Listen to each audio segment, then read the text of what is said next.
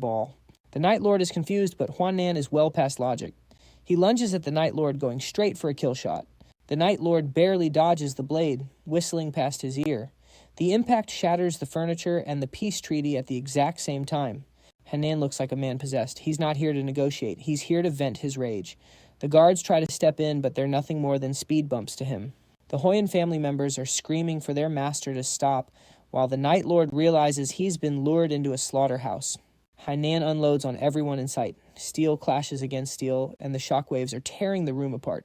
The bald man's rage has given him a temporary stat boost, but it's also making him sloppy. He's swinging for the fences with every attack, and the Night Lord is struggling just to keep his head on his shoulders. The underworld guards join the fray, and the Huyan guards respond in kind. It's now a complete free-for-all. Blood is painting the floor as the negotiation officially devolves into a massacre. Hunan is screaming Helen's name, and the Night Lord has no clue who that even is. High above the chaos, our guy is watching the whole show with a look that says, exactly as planned. News of the bloodbath travels fast. The mustache villain is absolutely losing his mind when he gets the report. Huinen attacked Yomwa's enforcers at the negotiation table. The result, Huanan is dead, and Yomwa himself is reportedly injured. Lord Zug can't believe Huanan was that stupid. If you're going to throw your life away, at least finish the job. Now, the blame for the failed mediation is going to land squarely on the Night Traders. And speak of the devil, the Alliance is already at the front door. Zuji's face goes pale. Outside, an entire army of black-clad enforcers has surrounded the compound. Zuj runs out trying to play the "I'm just a humble businessman" card. He's sweating through his expensive robes. The Alliance enforcer asks if he's the Night Lord. The man standing in front of him is Yomwa. He looks like he just crawled out of a storm, and he is not happy. Zuj tries to explain it was all a misunderstanding, but Yomwa isn't hearing it. His men got ambushed, and someone has to pay in blood. Zuj grovels, promising it wasn't his plan. Yomwa draws his blade. He's done talking. He's going to kill every single person in the building. Zuj's guards try a desperate surprise attack with hidden daggers, but Yomwa moves like a blur. The guard is dead before he even realizes his arm was cut. Zuj realizes there's no talking his way out of this one. He orders all his men to use their hidden weapons. A hail of needles and darts flies toward the enforcer, but Yomwa's sword creates a wall of steel that deflects everything. He dives into the crowd, and it's not a fight, it's an execution. Zuj watches his best men get dismantled in seconds. Yomwa leaps into the air, landing right in the center of the formation. His eyes glow with focused intent. One circular swing and 12 guards are sent flying their armor, failing them completely. Zuj is terrified. This guy is a monster. The remaining guards start to lose their nerve. Yomwa tells them to run. Tell the world that this was the price of crossing the Alliance. He wants the fear to spread. He turns his attention back to Zuj. The Night Lord falls to his knees, begging for his life. He offers all the money he was going to pay the Huyen family. Yomwa pauses. Money is a language everyone speaks, even butchers. Zuj tells him the gold is inside the vault. They head into the dark corridors of the compound. Zuj leads him to a heavy stone door. He gestures for Yomwa to enter first. Yomwa warns him and he tricks, and Zuj dies instantly. They walk into a massive, hollowed-out stone chamber. Yomwa notices something is off. The air feels different. Zuj lunges for a lever on the wall. A heavy chain rattles, and a massive iron cage drops from the ceiling with the weight of a mountain. Zuj starts laughing. The groveling coward is gone, replaced by a gloating snake. He asks Yomwa if he really thought it would be that easy. Yomwa stands behind the bars. Silent Zuj starts his villain monologue. He talks about how he built his fortune. He tells a story about a pregnant woman who came to him for help. He smiles as he remembers what he did. Yomwa just watches him, his expression unreadable. Zuj explains that he sold the baby and the mother separately to a brothel, and the husband died in a mine. This is the dirty money Yomwa is trying to take. Even through the mask, you can see Leiddon's influence here. Yomwa tells him hell is too good for him. Zuj laughs, calling him a pathetic fool. He thinks he's won. He's got the butcher in a box. Yomwa slowly reaches for his sword. Zuj mocks him. Those bars are made of 10,000-year cold iron. Sword Chi shouldn't even be able to scratch them. Then the air in the room starts to vibrate. Yomwa takes a stance. The pressure is rising. Zuj's smile starts to flicker. The blade glows with an intense, blinding light. One vertical strike. The impact shakes the entire cavern. Dust raining from the ceiling. Zuj flinches, covering his eyes. A flash of white light fills the screen. Zuj catches his breath. He tells himself it's impossible. Cold iron can't be cut. But then he hears a sound, a high-pitched metallic shriek. A crack appears on the central bar, glowing with heat. Yomwa looks through the gap, and Zuj realizes that his cage just became his grave. The cage doesn't just break, it surrenders. Zuj's face is currently a work of art. The specific kind of art that represents a man realizing his indestructible trap just got turned into a suggestion. Yomwa steps through the wreckage while Zuj points and stutters like he's trying to report a bug to the developers.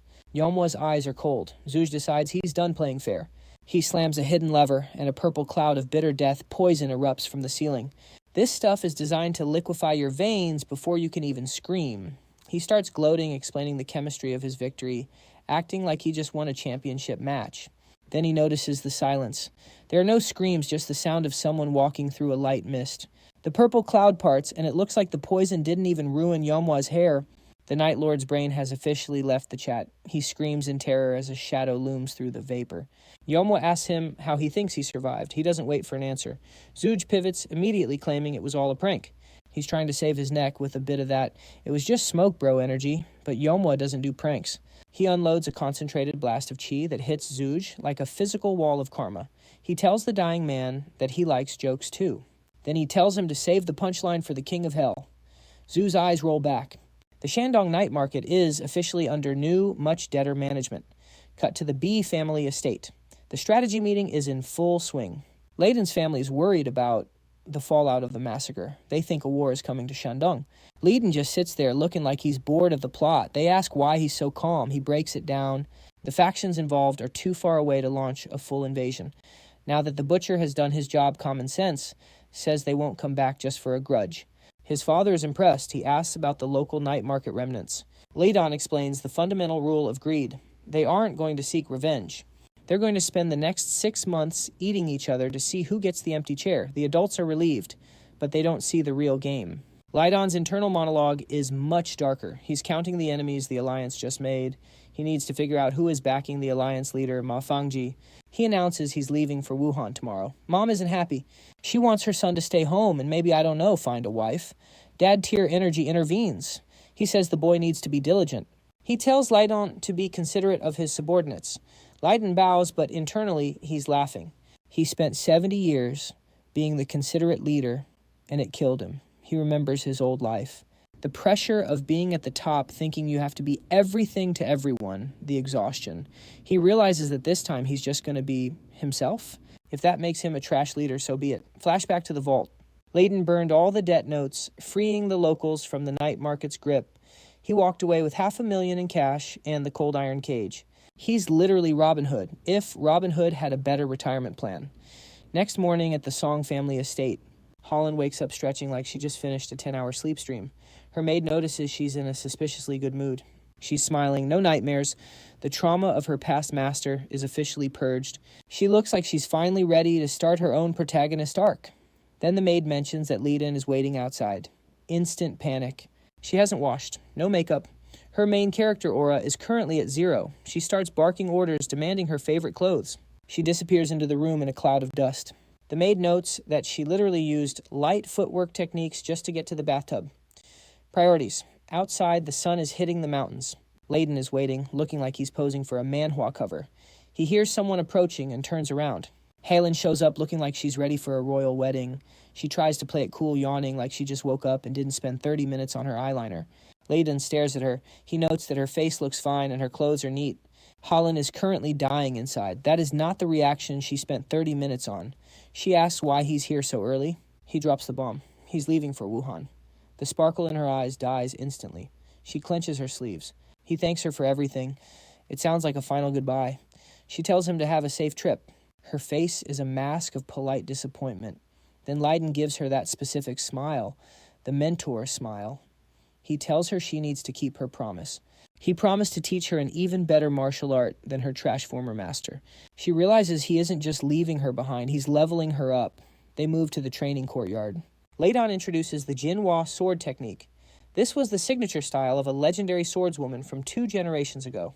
He starts by passing her the internal cultivation method. Then he demonstrates the first forms. He's teaching her the essentials, fast, precise, and lethal.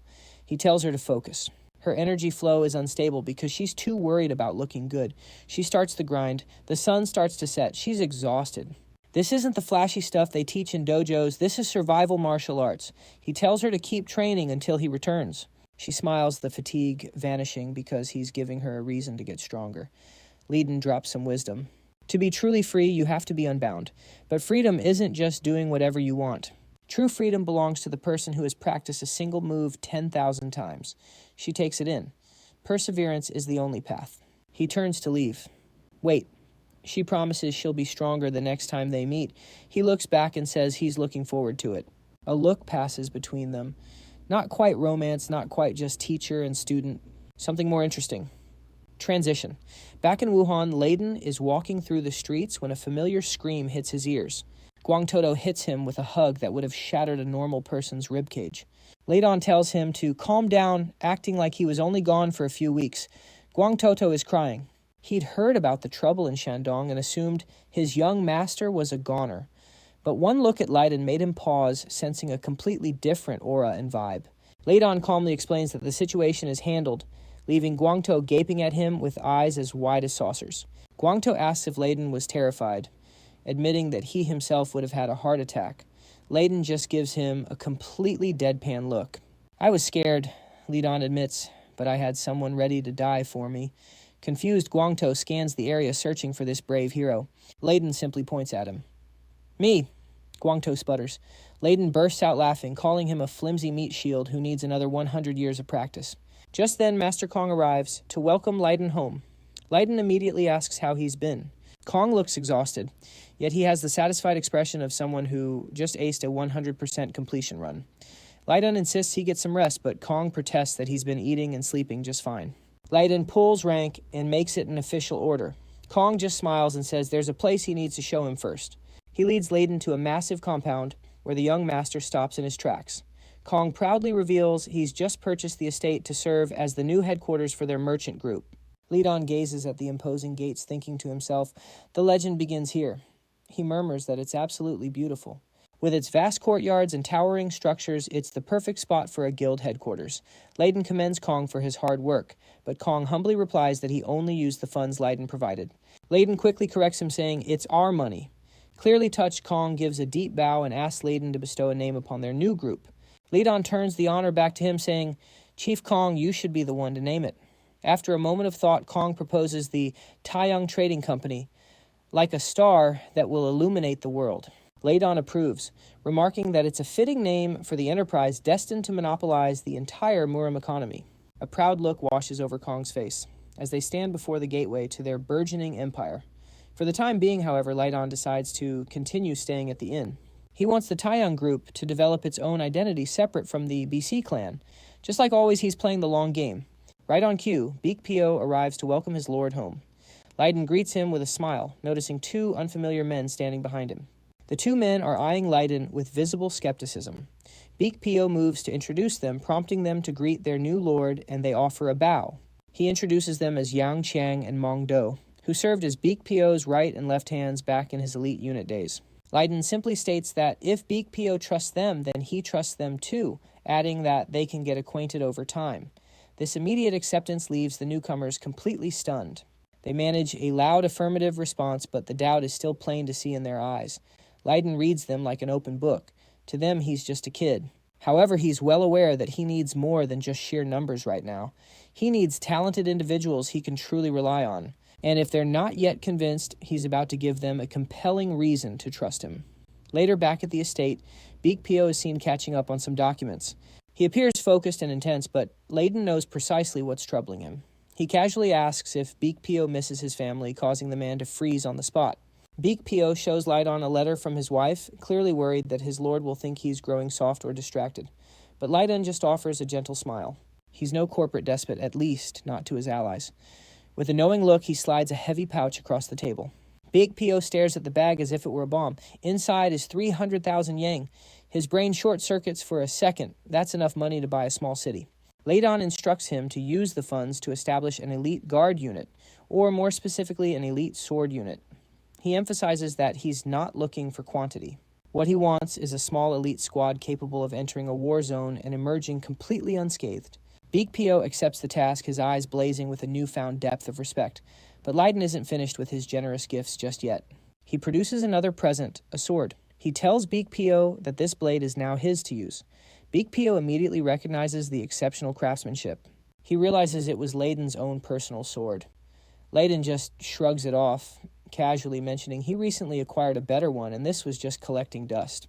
Beak Pio gazes at the hilt and asks for permission to draw it. Leiddon nods, and as the steel slides from the scabbard, it releases a hum of pure, concentrated energy. Beak Pio's eyes widen in amazement. He can feel a powerful connection forming with the blade. He declares it's a masterpiece, but adds that it feels strangely familiar. Leiddon plays it off, coolly suggesting that most high-tier swords feel similar to a non-expert. In truth, it's none other than the legendary jianghu sword, which has been modified to conceal its true identity. Beak Pio is too awestruck to piece it all together. He tries to refuse the gift, insisting it's far too valuable, but Leiddon shuts him down with the ultimate boss line. The leader of our most powerful units, he says, deserves a sword befitting his station. The sword is valuable, but not more so than the man who will wield it. And with that, Beak Pio is completely won over. He has never experienced this kind of respect from a lord before. Then Leiddon's tone turns serious. It's not a gift, he explains. It's a shackle, a bond to ensure you never leave my side.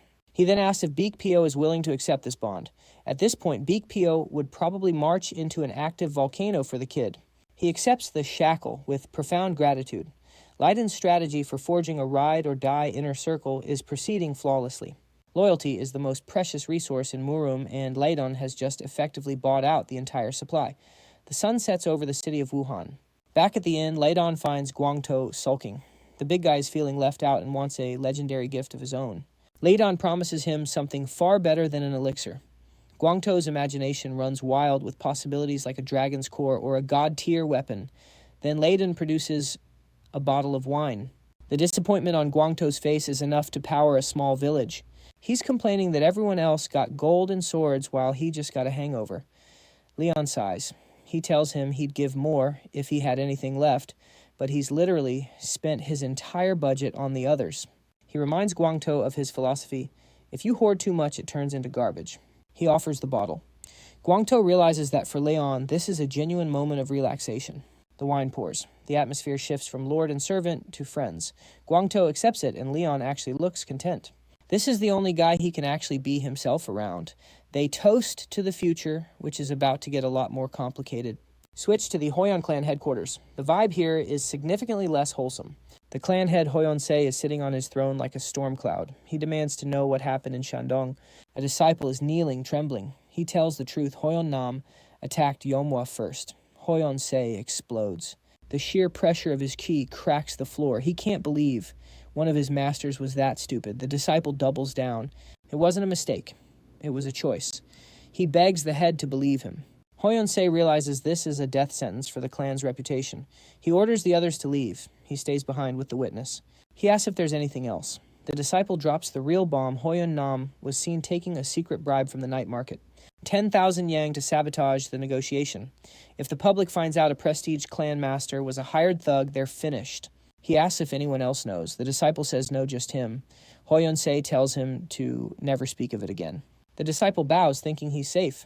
Fiancé watches him leave, calling Hoyon Nam a pathetic fool. He realizes they have to meet with the Alliance to fix this. He tells his advisor to make contact. The advisor asks about the rumors. Fiancé's eyes go cold. We can't let that happen. Translation. More people are about to die. Morning on a secluded peak. Leon is meditating, but he's not just relaxing, he's doing a mental simulation. He's picturing the face of the cult leader of the Blood Heaven Divine cult, the final boss of his past life, the strongest person he's ever faced. He tries to use his current Seon hack arts to engage him. In his mind, the mountain literally disintegrates. They clash. The cult leader moves like a nightmare, unloading strikes that ignore physics. Leon counters, but it's not enough. The power gap is still a canyon. He's bleeding even in his imagination. The cult leader reaches out for a killing blow. The world turns to static. Leon tries to merge his styles on the fly, desperately seeking a winning path. The cult leader's eyes glow with that "you're already dead" energy. The final impact shatters the simulation. Leon collapses forward, coughing. Reality hits him hard. He's still too weak. If the cult leader appeared today, Leon would be a memory. The Seon hack arts are great, but they have a ceiling. He needs more. He realizes that to win, he has to evolve. He can't take on the cult with his current stats. He needs to master the Seonhwa secret arts, but even that might not be enough. He stands up, looking at his sword. He decides to combine Chuhan Sarura swordsmanship with his secret arts. It's a high-risk gamble. Using two conflicting martial arts at once, is usually a shortcut to a heart attack, but he doesn't have time to play it safe. He's going to find a way to merge them or die trying. Back in the city, the inn is crowded with people gossiping. Guangtou is happily chugging his wine. He thinks life is great. Leon agrees, but his mind is elsewhere. Then he hears a specific piece of news. His ears perk up. One of Hoyon Nam's disciples just committed suicide. Leon remembers him, Hoyon Tak. The gossip says he was consumed by guilt. Leon doesn't buy it for a second. Hoyon Tak was a survivor. He wasn't the type to quit because of a master he barely liked. Leon's eyes narrow. The crowd thinks it's a tragedy. Guangtou is actually a bit moved by it. Leon asks if he really thinks it was suicide. Guangtou is confused. What else could it be? Leon's face goes cold. Guangtou flinches at the sudden intensity. Leon explains how prestige sects actually work. In the name of protecting the clan, they commit acts that would make demons blush. If a witness is a liability, they suicide him. Guangtou is horrified. Leon tells him this is exactly why he needs to train. Guangtou asks what that has to do with it. The truth of the weak always gets buried. Guangtou takes the lesson to heart. No more slacking. Leon knows the Hoyon clan just crossed a line. They think they're burying a secret, but they're just giving Leon a reason to delete them. Cut to the Lord's pavilion at the Alliance. Yomhwa is ranting despite being held together by bandages. The Alliance leader asks if killing Hoyon Nam wasn't enough. Yomhwa says it's not even close. He wants everyone who was at the negotiation table dead. He wants to burn the Hoyon clan to the ground to save his face. Model. The advisor Simiton is sporting a smirk, which Yomhwa immediately clocks. He asks if he's the butt of the joke, but the Alliance leader quickly tells Yomhwa to stand down. Yomhwa storms out, absolutely fuming. Simiton then asks the leader why he's going so easy on someone who just botched a mission. With a knowing smile, the leader clarifies that he's not being soft, he's just being a good manager. Simiton looks puzzled, so the leader explains that Yomhwa is skilled, but more importantly, doesn't overthink things. Simiton is still clearly not getting it. The leader elaborates, saying that as people gain more power, they tend to get ambitious and start scheming. He then looks directly at Simiton. You, for instance, he says, tend to think a little too much. Just like that, Simiton's self-satisfied smirk completely vanishes. The leader poses a question which is more valuable, a schemer or a simple puppet. Simiton tries to recover quickly, saying he'd prefer a clever schemer like himself.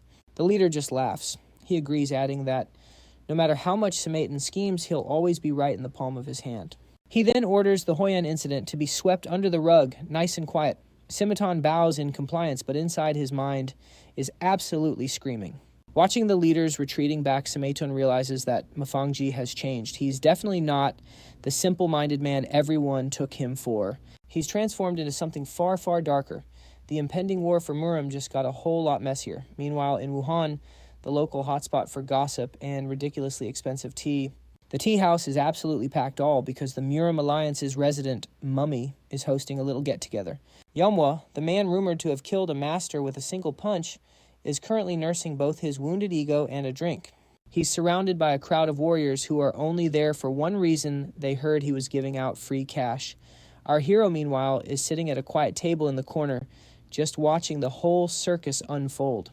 One of Yomhwa's lackeys steps up and starts making it rain coins on the crowd like he's at some kind of Murim strip club. He loudly announces that the money is a gift from the great warrior Yomhwa. The crowd goes wild, scrambling for the coins like it's a Black Friday doorbuster sale.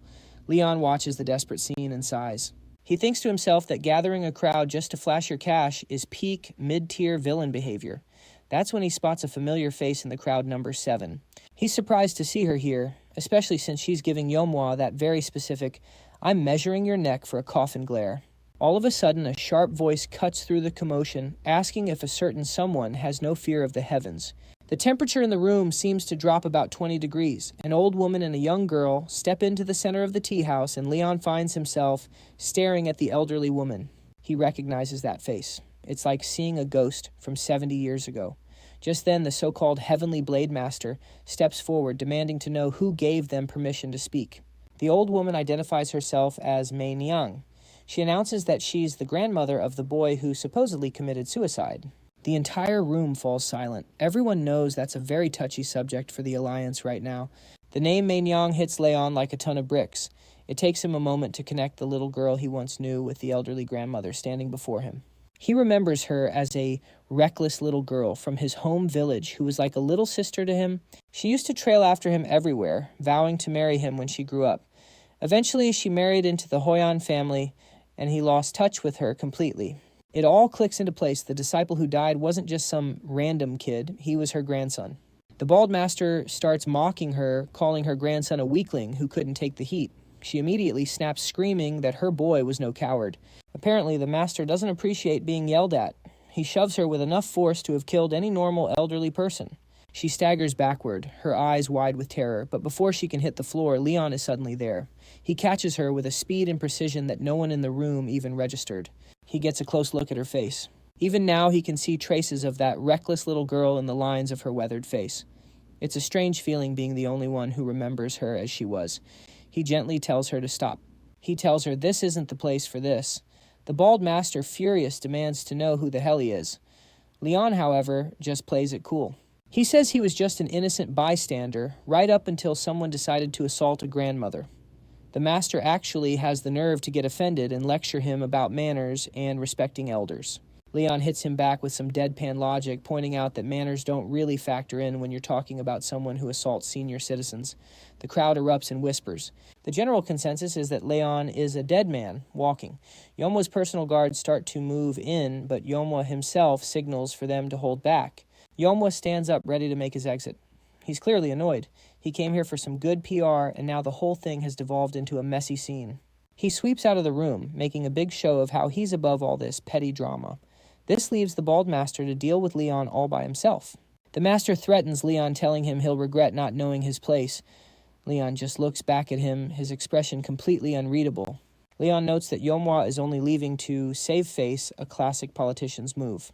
The young girl Shujong comes over and thanks him for his help. He gives them a fake name, Billy Dwan, and tells them it's best not to mention his involvement. Mei Niang gives him a warm smile, a look of pure gratitude from a woman who has no clue she's speaking to her childhood crush. Leiddon just tells them to take care of themselves. He watches them go, his mind racing. They've come all this way just to prove that the official suicide story is a lie. He knows the alliance leader, Mafangji, will never allow the truth to come out. The political cost is just too high. He also notices that number 7 has completely vanished from the crowd. He can't help but wonder why she was watching Yeonhwa so intently. Usually when number 7 gives someone that look, they tend to stop breathing shortly thereafter. Night has fallen. Leiddon is walking down a secluded path. The moon is out and the air is still. He stops in his tracks. He calls out for whoever is following him to show themselves. A bald master steps out from the trees, smirking like a cat that's cornered a mouse. The master tells Leiddon he's hasty, not even waiting to be found. Leiddon cuts to the chase and asks why he wants to kill him.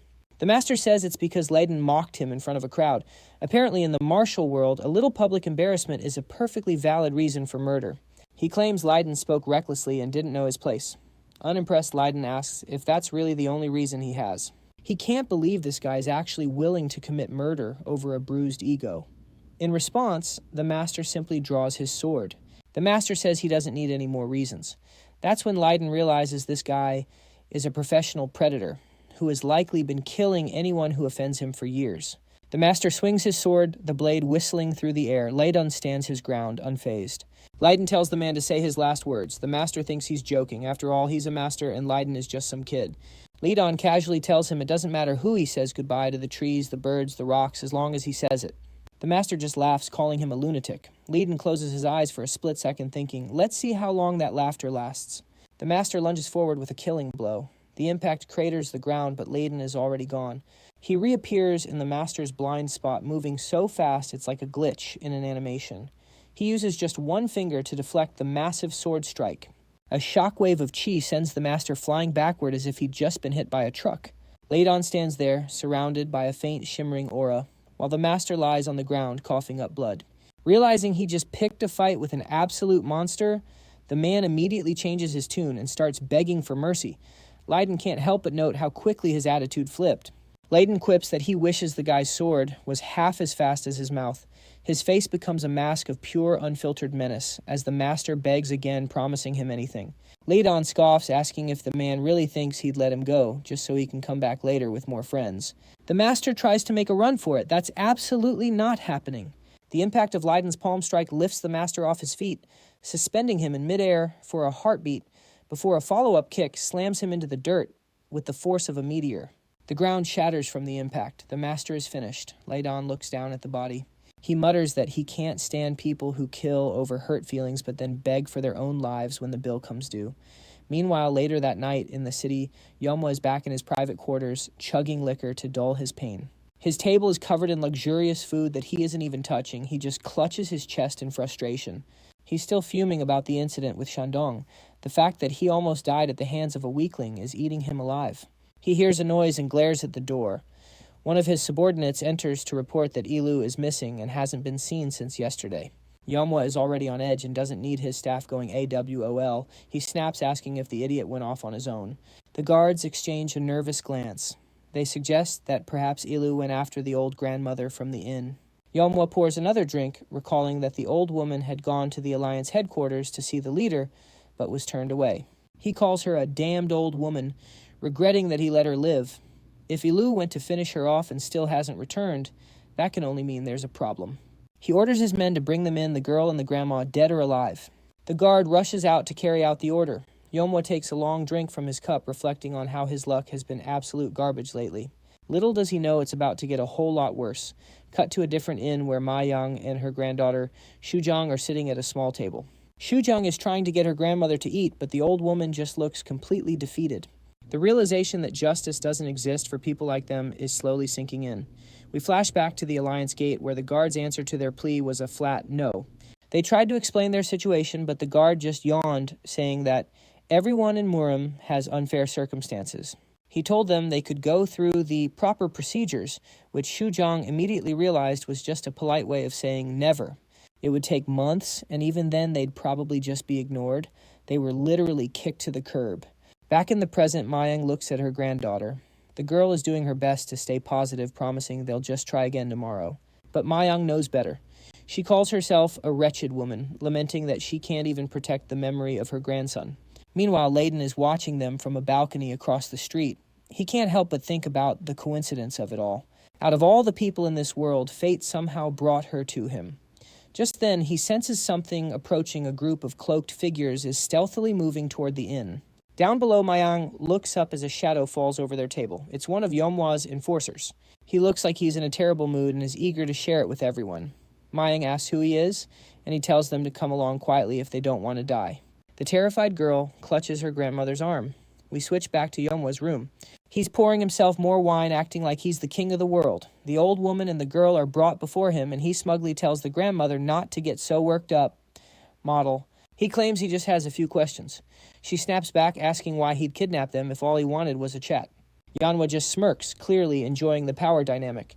He tells her she's quite fearless for an old lady, then leans in, his voice dropping to a menacing whisper. "You might not care about your own life," he says, "but you should certainly care about the child." The threat hits home and Mayang goes pale. It's clear she'll do anything to keep the girls safe. He then asks if anyone came looking for them yesterday, revealing he's trying to track down a man named Il-woo. She honestly has no idea who he's talking about. Yeonhwa watches her closely over the rim of his cup, trying to gauge her honesty. He realizes she's telling the truth. She genuinely doesn't know where his man is. But if she's clueless, then where on earth did Il-woo disappear to? Meanwhile, on the roof above them, two figures are watching in secret. It's number 7 and her companion. The companion seems hesitant, asking if the order was really issued. The order is simple: eliminate Yeonhwa, and do it fast. Her companion is visibly shocked by the directive. After all, killing the infamous butcher of the Kiando sect is a massive undertaking. Just then, they sense another powerful presence as a man walks into the inn downstairs. The very air around him seems to hum with energy. One of Yeonhwa's guards moves to block the door, curtly telling the man they're closed for business. From his seat, Leiddon is still watching, his eyes tracking every movement. He knows this newcomer isn't just a random customer. And then the stranger smiles.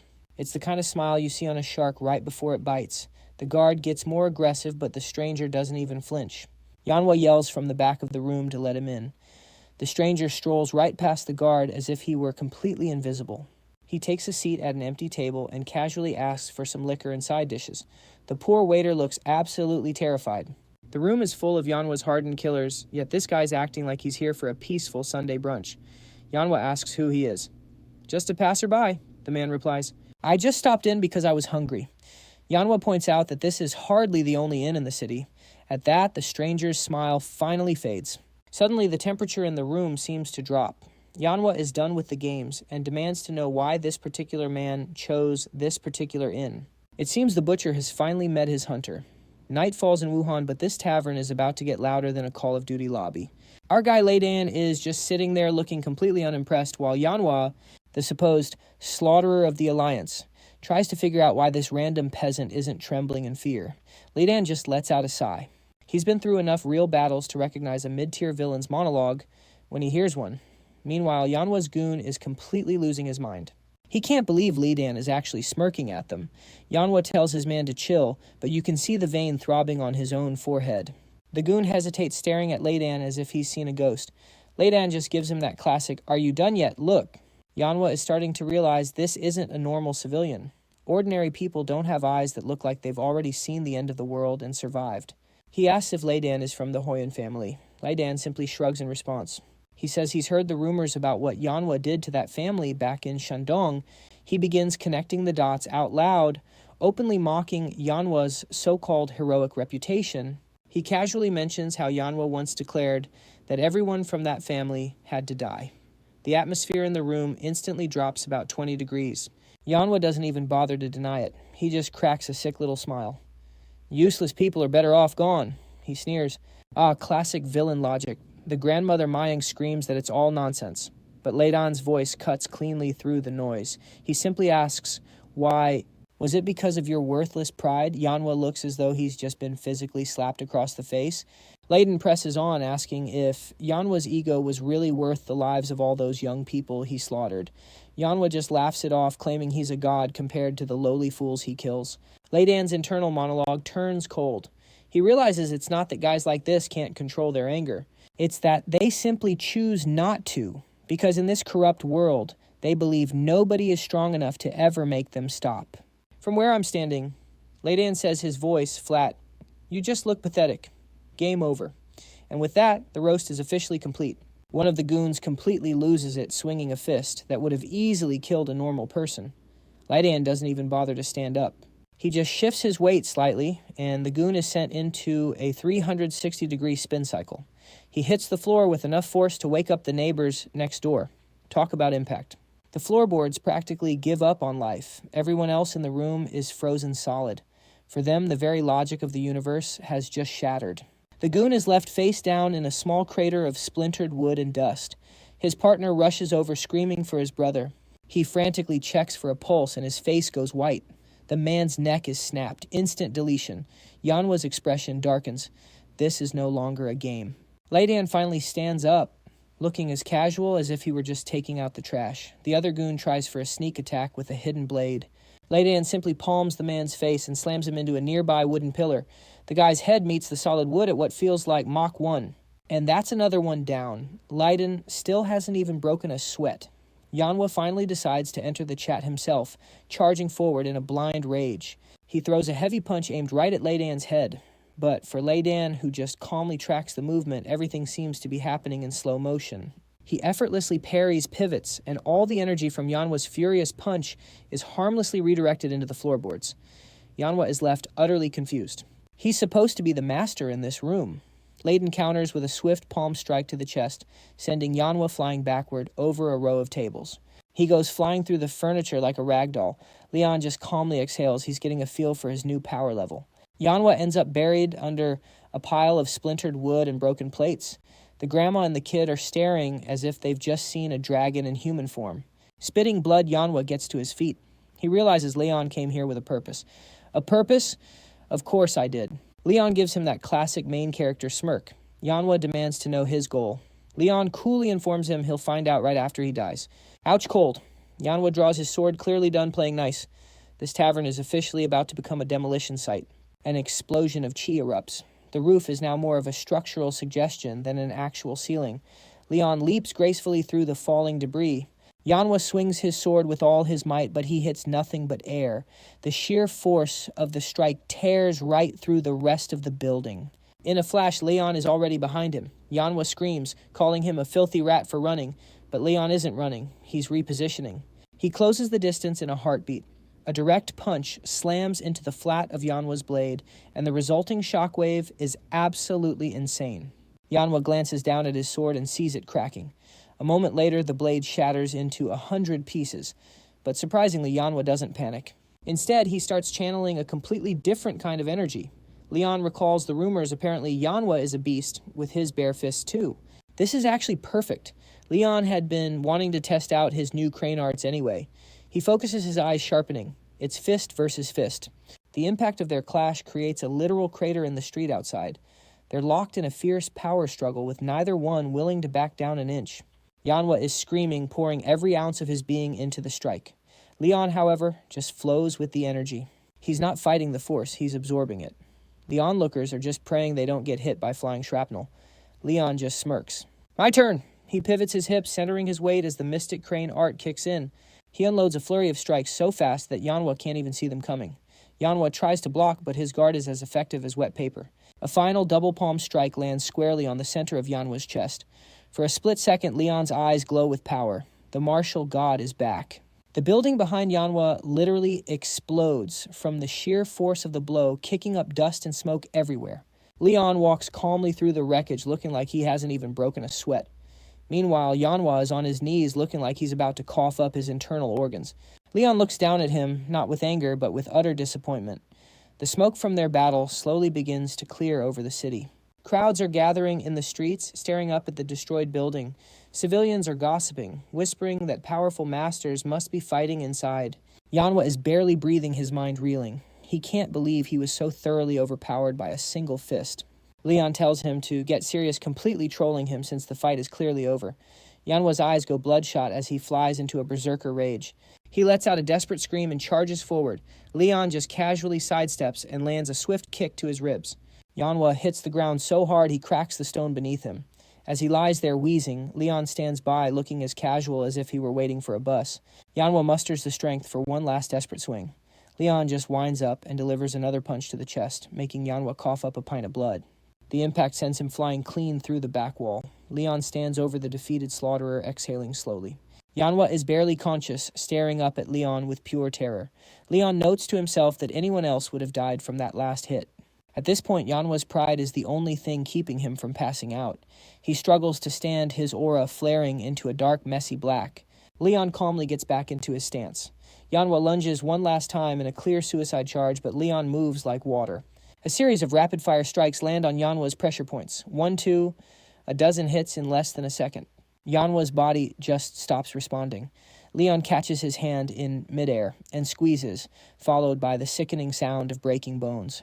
Yanhwa screams in agony and collapses, his arm now as limp as a noodle. He stares up at Leon, his face a mask of pure terror.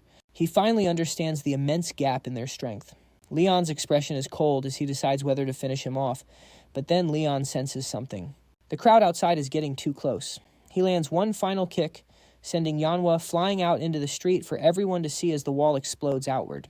Yanhwa lands in a crumpled, bloody mess right in front of the crowd. He looks up to see all the commoners staring down at him. Leon steps out from the smoke, looking like a god of vengeance. The people recognize Yanhwa and can't believe someone beat him so badly. The public humiliation is hitting Yanhwa harder than any of the punches. He screams at the crowd to shut up, making them all flinch. Leon moves in. He grabs Yanhwa by the collar and hoists him up in front of everyone. He's clearly making a statement. He looks Yanhwa in the eye and tells him again just how worthless he is. Yanhwa is utterly speechless. Then Leon throws a punch that doesn't even touch him, hitting the air behind him. The shockwave from the punch travels through Yanhwa's body, sending him tumbling. It's one final strike to seal the deal. A massive trail of destruction now splits the street in two. Everything goes silent as Leon stands before the townspeople. He has their complete and undivided attention. The crowd is in total awe. Leon then begins a speech calling out the Heavenly Blade sect. He warns them that if they dare look down on the martial world, they will pay the price. He then points toward the old woman and her grandchild. He calls out to the crowd, questioning who the alliance leader is truly serving. He boldly proclaims that justice isn't dead in Jianghu. The man is literally forging his own legend, right here and now. The grandmother asks what his name is. Leon simply offers a mysterious smile. Leon remains silent, vanishing over the horizon as he swiftly leaps from rooftop to rooftop. His plan is a success. A new hero has been born. His thoughts turn to the Hunen family. He understands that by creating a hero, he provides the people with hope, the one thing the Alliance can't possibly control. He'll remain in the shadows, an anonymous warrior, gliding through the moonlight. While everyone's attention is on the hero, Leiddon will be busy building his empire. He's in total stealth mode. Meanwhile, two figures have been observing from another rooftop. It's none other than King and her subordinate. The subordinate is mortified. She attempted to follow Leiddon, but lost him in an instant. She's completely stunned. She was giving it her all, yet he still vanished without a trace. King just gazes at the empty sky. He's a master. Her subordinate remarks. No, King corrects her. He's a master among masters. She's never witnessed that level of martial arts in her entire life. The plot thickens. A fist smashes down on a table. Sima Tian is completely losing his cool. His men stand around looking like children who've just shattered a window. He's in disbelief that some master who appeared out of nowhere just demolished his top enforcer. He commands them to find this warrior at once. He then dismisses everyone from the room except for Advisor Gao. The room falls silent. Sima Tian's presence is suffocating. Advisor Gao bows, looking like he's bracing himself for a lecture. Sima Tian taunts him, calling him old and slow. He's essentially bullying the man just to assert his dominance. But then he poses a very specific question. He asks if Gao has any theories about who this person might be before mentioning Bakpio, the tavern owner, who vanished. Sima Tian is starting to smell a rat, and the trail is pointing directly toward our guy. The scene shifts to the Murim Alliance headquarters. It's a place with high security, a big budget, and zero common sense. Sima Tian is still fixated on Bakpio, the tavern owner who performed a vanishing act. He's attempting to connect the dots, but he's missing half of the key pieces. He recalls Bakpio being a swordsman, one of the elites who protected the former martial god. Yet even he knows Bakpio shouldn't have had the power to punch Manhwa into the next county. Sima Tian turns to Advisor Gao, searching for an explanation that won't make him look foolish. Gao points out the glaringly obvious: the unnamed warrior used his bare hands while Bakpio is a swordsman. Sima Tian is forced back to the drawing board, which for him is now just a mountain of frustration. They consider if it might be a survivor from the Huyen family seeking revenge. It's a solid theory with just one exception. Manhwa was seen publicly harassing the Huyen women just moments before he got taken down. Sima Tian is genuinely taken aback by this information. Apparently, he doesn't bother reading the human resources reports on his own enforcers. Gao confirms they have witness statements and that Manhwa was acting like a complete non-player character. Sima Tian narrows his eyes, suspecting a setup. He reasons that displaying only weakness would be suspicious, but showcasing this level of skill is practically begging for a boss fight. He decides it's time to delegate. He grants Advisor Gao full authority to hunt down the perpetrator. Gao feigns surprise, playing the "I'm just a humble administrator" card to perfection. Sima Tian believes he's being a great boss by allowing Gao to display his full capabilities. Gao bows deeply, expressing his gratitude for the opportunity. But one look at Sima Tian's face says it all. He doesn't trust Gao one bit. And as for Gao, he's definitely concealing a high-level build beneath those robes. Meanwhile, back at the Bai family estate, the scenery is much nicer and the atmosphere is considerably less toxic. Leiddon has returned to the training room, grinding through some deep meditation. He is completely focused. He's not just sitting there, he's actively refining his core. Thanks to the live combat tutorial against Manhwa, his crane arts mastery has leaped to 80%. Considering he's only been practicing for a few weeks, that's essentially a new speedrun record. He's in the middle of visualizing the final 20% when he's interrupted by his number one hype man. Leiddon opens his eyes, pulled back to reality. Guangtou bursts in as if he just discovered a legendary loot drop. He's heard the news about an unknown warrior who flattened a top-tier enforcer with a single punch. Leiddon tries to keep a straight face, but even he's thinking to himself, crushed. That's not exactly how I'd put it. Guangtou is totally geeking out, and Leiddon's only reaction is a simple, "Oh, cool." After a moment, Guangtou narrows his eyes. He's beginning to notice that his young master is a little too calm about all this. Leiddon smirks, assuming Guangtou has finally uncovered his secret identity, but then Guangtou asks if he's jealous. He tells Leiddon not to feel down about it, assuring him that both he and the great warrior are incredible in their own unique ways. Leiddon just stares, completely baffled. A cool versus great debate was definitely not on his agenda for the day. Guangtou begins to preach about the dream of protecting others. He starts getting emotional while talking about his own journey and training. Leiddon watches him, feeling a touch of nostalgia. He remembers what it feels like to be just starting out in the martial world, but he also knows the harsh reality. Being a hero always looks glamorous from the cheap seats, but the guy in the mask is usually having a mental crisis every 5 minutes. Being a hero means dealing with shame, inadequacy, and the constant fear that you aren't actually enough. Anyway, enough therapy. Let's get back to the money. Master Kong shows up, looking like he's actually done some work today. He's brought the decoded version of the ledger Leon swiped from Shandong. The night traders were keeping some very interesting receipts. Kong reveals it's a massive record of money transfers to various groups. Leon flips through it. It's basically the who's who of corrupt businesses. The night traders have been investing in trading companies all over the Central Plains. Kong wants permission to get involved, which is administrative speak for a corporate takeover. Leon is worried about being exposed, but Kong is a pro. He explains that these companies have hundreds of investors. If they aren't greedy, they'll never notice a new shark in the water. Leon closes the ledger. Deal. But then he pulls out the side quest item, the arrowhead note. He asks if Kong can decode this specific encryption. Kong takes one look and nopes out. It's a high-level cipher way above his pay grade. Leon is disappointed. If Kong can't do it, they're stuck. But Kong knows a guy, a specialist. Leon perks up. Who? It's my master. He's talking about General Manager Jiang, the grumpiest man in the Bee household. Leon is skeptical. He thought Jiang was just the guy who complained about the budget. Cut to the great Bee family's administrative office. Jiang is staring at Leon like he's an annoying fly. The man is the personification of a Monday morning. Leon tries to butter him up with some high-quality medicinal herbs and a new coat. He's basically trying to buy a bribe for a dialogue skip. Jiang isn't having it. He calls them traps, not gifts. He knows Leon wants something. He's been around long enough to see a suck-up coming. Leon gives his best innocent young master smile. Jiang tells him to stop spouting nonsense and get to the point. Leon laughs it off. This old man is impossible to play. Jiang points out that Leon's intentions are literally written on his face. Leon drops the act. Fine. He slides the paper across the table. Jiang picks it up, squinting at the encryption. He admits it's a difficult cipher, the kind professionals use for wet work.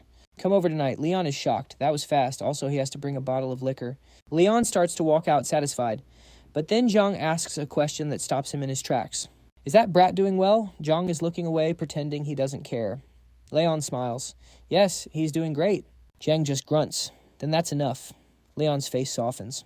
This is the first time he's seen the human side of the general manager. He heads out, leaving Jiang to his books and the liquor that's on its way. The door clicks shut. The mission is officially a go. The next morning, the city is bustling, and Leon is walking through the market. He runs into a familiar face looking good in red. She's surprised he's back so soon. He tells her some business came up.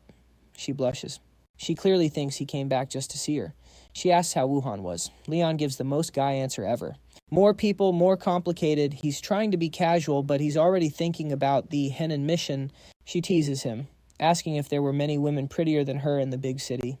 Leon hesitates for a second too long. Her face goes from blushing bride to ready to commit a felony real quick. Leon clears his throat. Time to use some high-level charisma stats. She's pouting, telling him she knows she's not the prettiest. Leon gives her a soft smile. She freezes. He's actually looking at her. For real. She turns beet red and turns away. Leon just laughs. He's getting better at this social interaction thing. They walk together for a bit, a rare moment of peace before the storm. The city looks peaceful, but Leon knows what's coming. Night falls at the Bee estate. Time for the decoded reveal. Jiang has the paper ready. The code is fully cracked. Henan Province, Fang Shengshu family. Leon reads the date. Certain month, certain time. Jiang confirms it means exactly 8 days from now. Leon's internal map is already running. He can make it to Henan in that time. He thanks Jiang for the help. Jiang asks if this is dangerous work. He's starting to get protective. Leon just gives a half smile. Maybe. Jiang stares at him, sensing the power Leon is hiding. Leon tells him not to worry. He's got this. I won't be caught in a trap next time. Jiang huffs and tells him it's too late. He already knows what kind of trap Leon is. Leon smiles as he leaves. The old man never said he wouldn't help. Transition to Henan Province. Different vibe, higher stakes. A man in a straw hat is walking through the crowds. It's Leon back in his unnamed warrior skin. The whole city is heading toward the Chu family estate. Turns out it's the patriarch's birthday. In the martial world, a birthday party is just code for a secret villain summit. Leon reaches the front gates of the Chu family. The guard asks where he's from. Leon gives the name Xiaoi, and the guard checks the register. The name is on the list. Leon adjusts his hat and heads inside. He enters the main courtyard, with his head down taking in the scene. The place is massive, opulent, and crawling with high-tier security. As he scans the room, he sees the guests aren't just sipping tea. They're sizing each other up. Leon wonders why Xiaowei had to use such a complex code for the meeting. If this is supposed to be a public party, anyone should be able to attend. Something is definitely off. The Chu patriarch begins his speech, looking like a classic elder with a long white beard. He thanks everyone for traveling so far to be there. The crowd cheers and it all seems like a normal celebration. The patriarch is smiling, but his eyes certainly aren't. Leon is watching from the back, feeling the tension build. Suddenly a voice from behind him asks, "You're warrior Xiaowei, right?" A woman in a purple veil and matching robes is standing there. She gestures for him to follow her, leading Leon to a more secluded area. So this is where the real party is. His internal danger sense goes off. There's a man guarding the door. With long hair, a black mask, and green robes, he looks like a high-level assassin. Leon recognizes this guy is a true expert, formidable, and way stronger than Yanhua. The pressure is insane as he walks past him, and the masked guard tracks his every move. Leon walks into the room, scanning the other guests. 2 other warriors are standing there, looking as if they just survived a 100-man elimination match. One has short hair, while the other has long hair and a mustache. Leiddon is genuinely impressed. This place is crawling with S-tier talent. The door creaks open and the masked guard enters. He's leading a small procession. "I am Shen Huang," he announces. "Before we begin, I will check the invitations." Then he demands invitation. Leon certainly didn't get a card in the mail. The other warriors start handing over small pieces of paper, and Leon realizes what he's seeing. It's the paper he found inside the arrowhead. The guard drops the paper into a bowl of water, which immediately starts to react. It's a chemical verification system. The other guest passes the test. Shen Huang then turns toward Leon. Leon hands over his piece of paper. It hits the water. Shen Huang watches the bowl intently, but the paper just floats there. Nothing happens. No reaction at all. Shen Huang's entire aura changes in an instant. Leiddon realizes he's screwed. He must have missed a crucial step. The air splits as a blade slices past him. Shen Huang unleashes a strike so fast it sends Leiddon's hat flying. He barely manages to dodge it. Looking up at the guard, Leiddon sees Shen Huang pointing a sword directly at his throat. "You are not Xiaowei." In an instant, the entire room draws their weapons. It's Leon versus the world. He just sighs and casually starts to loosen his outer robe. If you're just going to invite familiar faces, why bother with invitations? You could have just told them to come. Leon's eyes go sharp. The stealth mission has officially become an action movie. Leiddon just strolled into a room full of masters and told them their security system sucks. He's about to find out exactly why they needed those invitations in the first place. And it's definitely not for cutting a birthday cake. The air splits as a blade passes through, and Leon's hat is officially retired from service. Shen Huang is ready to turn our guy into a kebab. He's 100% certain Leon is an imposter, but Leiddon just stands there unbothered, loosening his robe like he's at a spa day. He tells them their whole invitation system is a waste of perfectly good paper. He's actually smiling. Suddenly a laugh echoes from the balcony. Enter the Chu patriarch, sporting a long beard and expensive robes. He's definitely the final boss of this area. He explains the invitation's just a test to get in. If you have one, you're in. He asks for Leiddon's real name, since Xiaowei is clearly a lie. Leiddon's response: a simple no.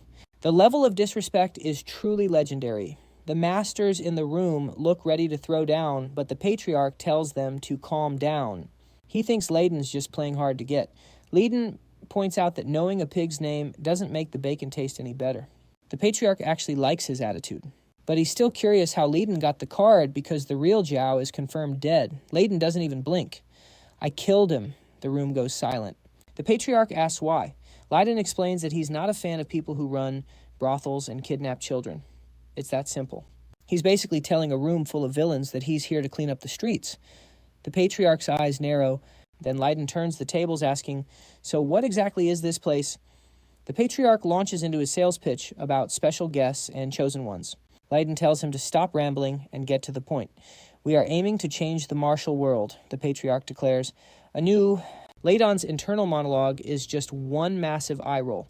The patriarch talks about a cooperative world, a world for the young, not for the outdated factions of old. Leiddon starts laughing. He points at the patriarch and says, "You don't look very young yourself, you know." The patriarch's face goes completely stone cold. He ignores the burn and continues his speech, but Leiddon calls him out. "This isn't about change," Leiddon says. "It's about domination." The patriarch tries to play the "for the greater good" card, so Leiddon decides to play along. He asks what's in it for him. The answer is power. The patriarch brings out some heavenly energy pills, each one containing 30 years' worth of chi. The other masters in the room look like they've just hit the jackpot, but of course there's a catch. The only way to get a pill is to kill the person standing next to you. The room's atmosphere instantly shifts to a battle royale pre-game lobby. Lean notices the mustachioed master twitch. The guy lunges, his sword clashing against Lean's arm, but Lean just ducks under the swing and delivers a punch that completely reconstructs the man's face. Blood goes flying. The impact is so powerful it shakes the entire floor, and the mustache guy is officially down for the count. The patriarch looks genuinely impressed, while the other master seems to be seriously reconsidering his life choices. Lean calmly walks over to the tray of pills. He casually asks if these are truly the legendary heavenly energy pills, finally applying some logic to the ridiculous situation. He points out that if the patriarch had a whole stash of them, why on earth would he just give them away to strangers? The remaining master starts sweating bullets. Leiddon senses a sudden movement, and the other master gets a sword straight through the chest before he can even draw a breath. But Leiddon wasn't the one who moved. He glances over at Shen Huang. Now that was a fast draw. The patriarch announces that business is concluded for the day and orders his men to take care of the troublemaker, pointing directly at Leiddon. The enforcers begin to close in, and Leiddon settles into his stance. He effortlessly dodges a kick, counters with a sharp strike to the ribs pivots, and catches an incoming blade between two fingers. He then unloads a powerful palm strike that sends the entire front row of attackers flying. The floorboards beneath them explode from the force. Bodies are sent scattering like bowling pins, and the patriarch realizes his usual grunts aren't going to be enough. Someone shouts, "Be careful, he's a master." A little late for that warning. Leiddon stands coolly in the center of the settling dust and smoke, looking absolutely menacing. He launches himself into the air, then crashes down with a heavy strike that sends a massive shockwave tearing through the courtyard. He weaves through the crowd of enforcers, striking every vital point with deadly precision. At this point, they're nothing more than fodder to him. With a graceful spin, his robe fluttering around him, he unleashes another massive impact that clears the entire area. The patriarch can only watch his eyes wide with disbelief. Shen Huang tries to intervene, but Leiddon is moving at a speed that just shouldn't be legal. In his frustration, Shen Huang lets loose every curse word he knows. Shen Huang goes for a final desperate strike, a powerful vertical slash that splits the floorboards. But Leiddon is already gone, moving so fast, he's leaving after images in his wake. Leiddon reappears directly behind Shen Huang. He easily ducks the panicked counterattack and calmly tells him he shouldn't have started this game if he couldn't handle the heat. Shen Huang's eyes widen with pure panic, and then impact. Leiddon unloads a devastating strike to the gut that sends Shen Huang rocketing into the ceiling. The explosion of qi is massive, leaving Shen Huang buried under a pile of rubble. The patriarch's eyes light up with realization as he finally puts the pieces together. So it was you, the nameless great hero. Leiddon just gives him a look of utter boredom. The patriarch's eye twitches in annoyance. He says that if he'd known Leiddon was the famous shadowless guest, he would have prepared a much warmer welcome. Leiddon casually picks up one of the fallen pills. He brings it to his nose for a quick sniff, and his eyes suddenly go wide. It's a Bulho Malyongdan, the demon spirit pill of no regret. This is a notorious demonic cult artifact, meaning the patriarch is dabbling in some seriously dark magic. Leiddon instantly recalls the stats on this item. It's not called the Devil's Elixir for nothing.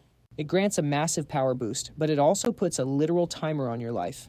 The patriarch tells him that if he takes it, he'll be treated far better than the other pawns. Leiddon just stares at the pill in his hand. He asks if the patriarch has taken one himself. The patriarch just scoffs, calling everyone fools. Clearly, he's not high on his own supply. Just then, the doors burst open, and a small army of reinforcements storms into the room. Leiddon is surrounded once again, but he doesn't even seem to notice them. He's too busy calculating the odds. He quickly realizes these new arrivals are also under the pill's influence. The faint black aura surrounding them is a dead giveaway. Leiddon looks at the patriarch and says, "You're scared." The old man just huffs indignantly. Unfazed, Leiddon asks if he can still have the pill. The patriarch retorts that he should have thought of that before killing all his men.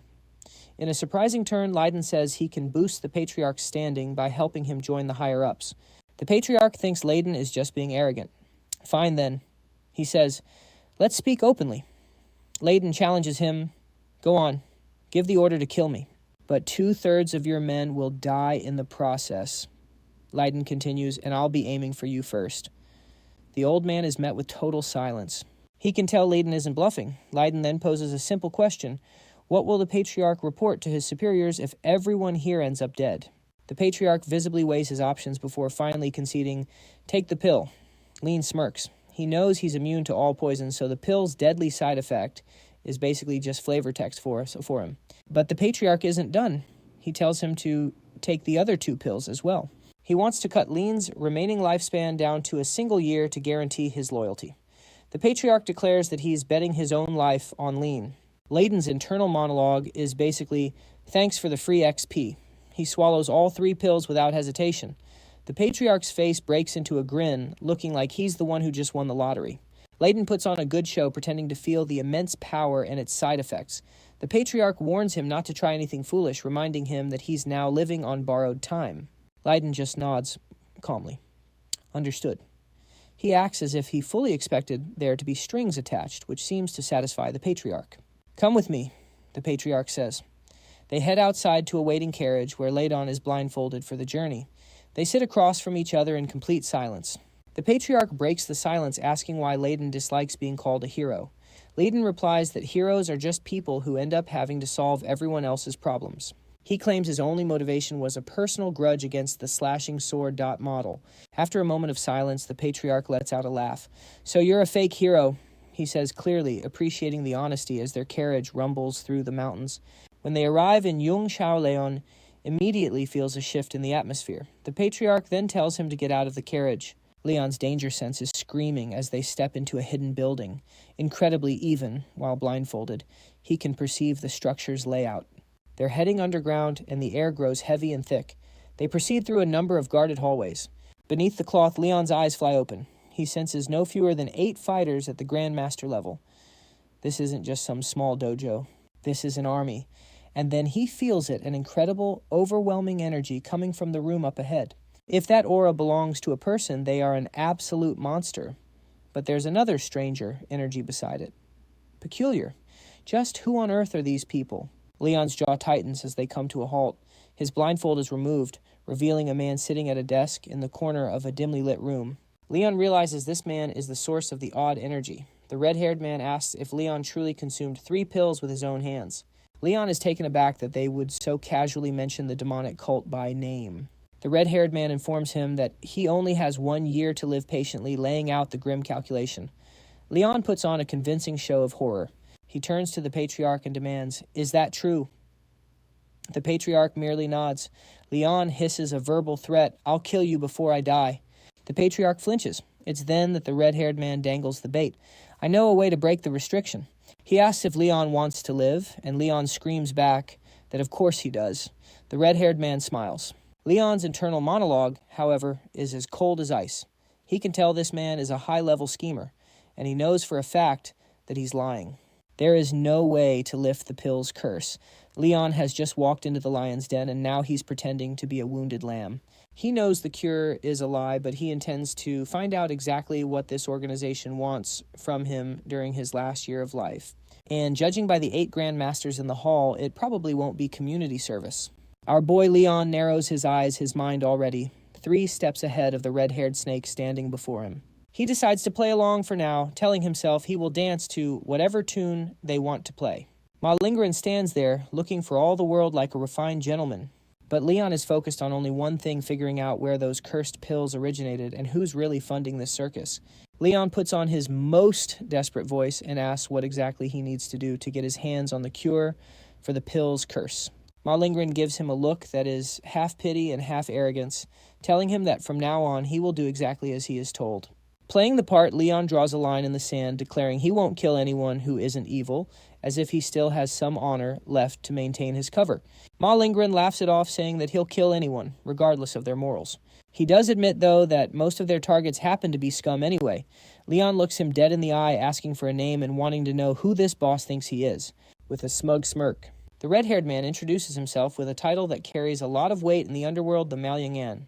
Elsewhere, someone is definitely feeling the heat as cold sweat drips down his face while he takes in some heavy news. An older man with a thin mustache looks skeptical, wondering why on earth the successor of Mabangi would show his face here. We shift scenes to a quiet room where a beautiful landscape painting hangs, but the atmosphere is anything but peaceful. Chilho, a man with a heavy cross-shaped scar on his face, stands silently, radiating a sense of dangerous calm. A female subordinate reports that the nameless hero has finally made a move, taking down the man known as the Butcher. She's clearly impressed, noting that he used a style of martial arts she had never seen before in her life. Chilho asks her how she would rank the hero against herself, and she bluntly admits she doesn't believe she could win in a fair fight. Chilho's interest is piqued, and he presses further, asking about a powerhouse named Guai Mangriang. She doesn't hesitate. She thinks even Guai Mangriang would have his hands full trying to deal with this masked mystery man. Chilho sits at his desk, frustrated that a man this powerful can just appear out of thin air, kill a top-tier enforcer, and then vanish without a trace. He lets out a dry chuckle. It's the kind of laugh a man makes when he realizes the game he's playing just got a whole lot more interesting. He figures the martial world has been too quiet for too long, and it was only a matter of time before someone came along to stir things up. Like a sharp needle poking through a sack, this new hero was bound to reveal himself sooner or later. A masked messenger interrupts to announce that they've finally pinned down the nameless hero's current location. Chilho's eyes sharpen instantly. He needs to know exactly where this wild card is hiding. The report says their guy has already made contact with the Malyangan, which means things are moving much faster than anyone expected. Chilo drums his finger on the desk, realizing that the hero killing the butcher only to team up with the Malyangan is definitely no coincidence. A smirk plays on his lips, now fully convinced this nameless hero is anything but an ordinary martial artist. He gives the order for his team to mobilize and assess the situation, bringing their heavy hitters Guang and Quirang along with them. His subordinate is surprised he's sending the elite Chirang, but Chilho's reasoning is clear. If this guy is as dangerous as he seems, they need to eliminate him immediately. She warns him that Yiho won't be pleased about them making such a big move without her approval. Chilho just waves it off, telling her to ignore what others think and trust her own judgment out in the field. With a respectful bow, she accepts the mission, prepared to hunt down the man who's been turning the jianghu upside down. Back at the secret base, footsteps echo through the wooden halls as Leiddon follows his new boss. Ma Lingren strolls with his hands clasped behind his back, looking utterly relaxed, while Leiddon keeps a vigilant watch on his surroundings. Ma Lingren casually mentions he's just gathering materials, which is usually villain speak for something truly sinister. Leiddon finds ignorance, repeating the phrase with a confused look, hoping the snake will spill a few more details. A dark, unsettling grin spreads across Ma Lingren's face, the kind of look that confirms he's definitely not talking about construction supplies. He promises to show Leiddon exactly what he means, keeping the mystery alive, just to toy with him. As they proceed down the corridor, Leiddon's senses are on high alert. He can feel the hidden presence of 8 high-level masters concealed in the shadows. He catches a glimpse of something, his eyes widening as he grasps the sheer scale of the power hidden within this facility. He senses a strange oppressive aura emanating from behind one of the sealed doors. He wonders if this is the grand secret he's about to be shown. But as he tries to get a closer look, a massive masked guard emerges from the shadows, blocking his path like a stone wall. The guard's eyes are cold and utterly devoid of emotion, the look of a man who is trained for nothing but killing. The guard bluntly informs him that outsiders are forbidden past this point, regardless of who they are. Leiddon stares back, recognizing the same indifferent dead gaze he's seen in other high-level assassins. He realizes this guard has the same aura as Chilho's people, wondering if every successor in this organization is assigned their own personal shadow. He turns back to his handler, stating simply that since he was denied entry, there's not much he can do. Ma Lingren agrees, adding that it's better to take things slow anyway. There's no point in revealing all the fun secrets on the very first day. The heavy doors slide shut, leaving Leiddon standing in the hallway, looking like just another disgruntled employee. His eyes, however, tell a different story. He's already committing every inch of this place to memory searching for the chinks in their armor. We get a wide shot of the city with birds gliding over traditional rooftops, a peaceful scene that belies the storm brewing beneath. The old man Chutai tells Leiddon to stay put at a local inn and await further instructions like a good little soldier. Leiddon's eyebrow twitches in annoyance. He's not the type to enjoy being told where to bunk down. He asks how long he's supposed to sit on his hands, but the old man just gives him a vague answer, until we tell you otherwise. Leiddon scoffs, telling the old man he refuses to stay cooped up in some dusty inn all day, as he hates feeling like a caged animal. The patriarch simply closes his eyes, sounding for all the world like a tired grandfather, saying he'll try to get the orders out early if possible. Leiddon drops a final warning, telling them not to even think about spying on him, or he'll start cutting down anyone he finds watching. The old man scoffs at him, telling him he's not nearly important enough to waste a spy on, and that for all they care, he can go wherever he pleases. He reminds Leiddon that, with the power granted by the pills, he can live a pretty lavish life for the single year he has left.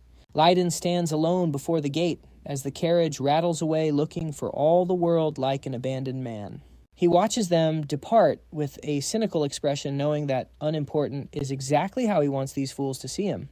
The moment the coast is clear, he slips into an alleyway, moving with a speed that a dying man should not possess. He informs the innkeeper he's going to sleep and is not to be disturbed for any reason. To set up his perfect alibi, he pauses by the window for a moment, scanning the courtyard one last time for any hidden eyes. No one's watching, he whispers to himself, his expression turning cold and focused as he prepares to make his move. With a sudden burst of energy, he leaps from the window, soaring through the air like a phantom over the city's rooftops. His feet touch down on the tiles without a sound, and just like that, his real mission for the night begins. From a high perch, he gazes down at the city, keeping tabs on the very carriage he was just standing beside. He quickly notices the carriage isn't returning to the manor where they first met, realizing they're trying to send him on a wild goose chase. He vanishes once more, rocketing through the air so fast that he literally leaves a ripple in the wind. Eventually, he tracks them to a secluded estate tucked away near the mountains, a place that seems way too fancy for a bunch of pill merchants. Watching from the shadows, he sees a guard greet an official-looking gentleman, confirming this must be a high-security hub for the organization. Leiddon peeks out from behind a tree, feeling satisfied that he's finally located the real headquarters where the Malyong holds his secret meetings. He melts back into the brush, moving like a phantom through the woods to get a better vantage point on the building. We flash back to Leiddon hiring a carriage driver, assuring the man he knows the way, even though it's been a while. The driver seems a bit skeptical, but the glint of Leiddon's coin is more than enough to persuade him to follow orders, no questions asked. As the sun begins to set, the horses trot down a dirt road, their carriage blending seamlessly with the region's everyday traffic. Inside, Leon's eyes are closed, making it look like he's simply napping as the world drifts by. In reality, though, he's using his hypersensitive senses to map the entire terrain, feeling every single turn and bump in the road. He recalls how they blindfolded him the first time they brought him here, foolishly, thinking they could hide the location. Too bad for them. A former martial god doesn't need his eyes to see. He can navigate an entire mountain range just by sensing the changes in air pressure. Found it, he mutters to himself, gazing down at the massive complex from a high branch, as his plan finally comes together. He admits to himself that he got turned around once or twice, but there's no mistaking the powerful energy signature radiating from that manor. He figures they never expected him to return so soon after his release, which is precisely why it's the perfect time to strike. As night completely falls, the manor is illuminated by dozens of lanterns, making it resemble a glowing fortress nestled in the dark woods. Suddenly, Leon hears a heavy click, his eyes snapping toward the main gate just as something begins to unfold. A group of men in long robes files out of the manor, their disciplined, military-like precision practically screaming elite. Leiddon recognizes them instantly. These are the 8 masters he had sensed hiding in the hallway earlier. He observes them closely, wondering whether they're the Malyong's personal hit squad or if they're protecting something even more important. The next morning, sunlight bathes the rooftops of jianghu, but the air is still thick with the secrets of the previous night. We find Leon sitting in his room at the inn, looking for all the world like he's in deep meditation. But in reality, he's processing everything he witnessed at the Hidden Manor. His mind drifts to Ma Lingren's visits with the heads of the West Spear and East Sword sects, the 2 most powerful factions in the Henan region. While his other brothers were squabbling over small-time gangs, Ma Lingren was already out there making deals with the heavy hitters of the Orthodox world. Leiddon realizes that Ma Lingren's strategic game is on a completely different level compared to the idiots he's dealt with so far, making him a genuine threat. A knock at the door shatters his concentration. Leiddon quickly puts on his grumpy mercenary face before opening it. And who should it be but Ma Lingren himself, standing there with that same irritatingly perfect smile, asking if he happened to wake Leiddon. Leiddon replies that he hasn't slept a wink, claiming he spent the whole night thinking, which technically is true, if you count tracking people through the woods as thinking. Ma Lingren lets out a chuckle, sounding almost disappointed that he didn't manage to surprise him, and remarks that he should have stopped by even earlier. He laughs, telling Leon he reacts exactly as expected and acts as if they're already old pals. Leiddon just grumbles, asking if the guy plans on keeping him standing in the doorway all morning like some kind of salesman. Ma Lingren steps inside and casually suggests that since Leiddon is awake anyway, perhaps they could grab a drink together. Leiddon flatly refuses, stating that he doesn't drink alone, and he certainly doesn't drink with people he doesn't trust. Ma Lingren strolls over to the window, finally revealing his true identity. He's one of the top successors for the leadership of the Myrm Alliance. Leiddon gives him a look that's a mixture of suspicion and feigned curiosity, asking if he's telling the truth. The red-haired man falls silent for a moment, his expression turning serious as he gazes out over the city. He confirms his identity, but coolly notes that the number of successors just dropped from 6 down to 5, all thanks to Leiddon killing his brother. Leon then points out the obvious contradiction. If he's really from such a prestigious Orthodox sect, then why is he hiding out in a basement, messing around with suspicious cursed pills? Ma Lingren doesn't bother denying it, just nodding like it's the most obvious thing in the world. He turns back to Leiddon and asks if he really believes there's such a big difference between a hero and a villain. He insists that it's just a fine line, and when it comes down to it, both sides are basically playing the same game to get what they want. He gives Leiddon a knowing look, trying to draw him into his warped perspective, where everyone is just as crooked as he is. Leiddon stays quiet, his gaze locked on the man who's obviously trying to pull him into something much bigger than a few pill deliveries.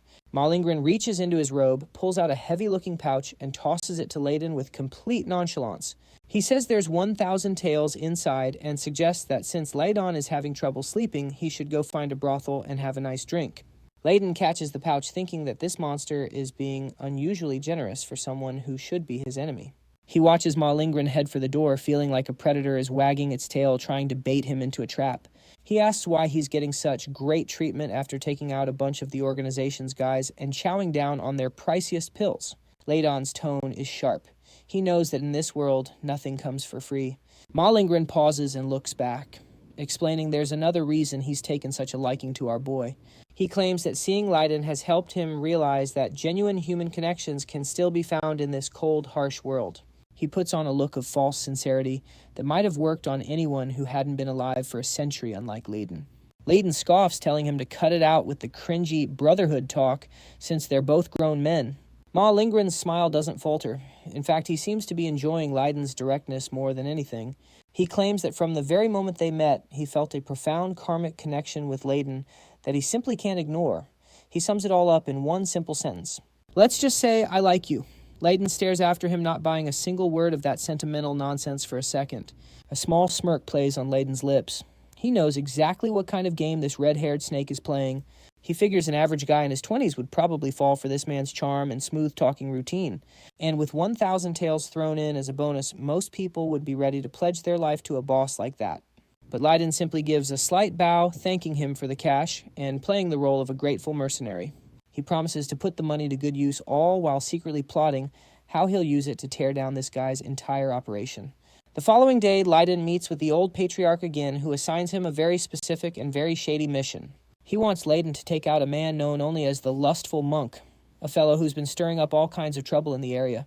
The old man explains that the monk was once a temple master who went mad from a chi deviation and began attacking the very people he had sworn to protect. Leiddon asks if this monk is an enemy of Ma Lingren, trying to figure out if this is a personal hit or just business. The patriarch says no, the man has no connection to their boss, which only piques Leiddon's curiosity even more. He admits they only stumbled upon the monk's trail by sheer luck, after he'd been evading the authorities for years, which Leiddon finds suspicious. Why would Ma Lingren waste his time and his newest asset on some random criminal who isn't even a competitor? The patriarch instructs him to capture the monk and turn him over to the Miram Alliance, adding that Leiddon can keep the hefty bounty for himself. Leiddon is quiet for a long moment, trying to figure out what the real angle is here. Is this a test of his skills or something more sinister? The old man watches him expectantly, wondering why Leiddon is hesitating to accept such a lucrative job. Leiddon asks what exactly they're trying to accomplish by having him do the Alliance's dirty work. His voice is ice cold as he demands to know the true reason behind this seemingly random task. The old man snaps back, telling Leiddon to watch his tone and remember who's holding the leash. Leiddon's eyes flare with a dangerous glint. He's about one more insult away from permanently ending this old man's career. He exhales sharply, deciding to let it go for now, and simply asks why they want this monk dead so badly. But the patriarch just repeats the same old line. He's a villain. Isn't that reason enough? He then admits that he doesn't fully grasp Ma Lingren's intentions, either sounding almost sincere for a change. He wonders aloud why the boss insists on treating Leiddon like royalty when he's just another tool in the shed. Leiddon realizes that even the high-ranking members of this organization are being kept in the dark by their red-haired leader.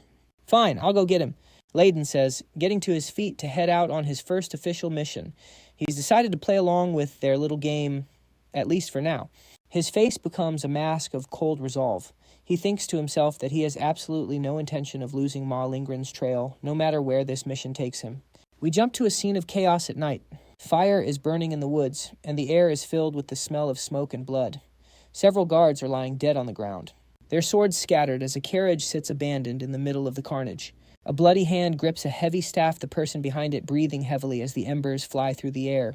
The lustful monk stands over two terrified women, his massive silhouette looking like a demon in the firelight. He lets out a disgusting high-pitched giggle, asking himself how long it's been since he's had this much fun.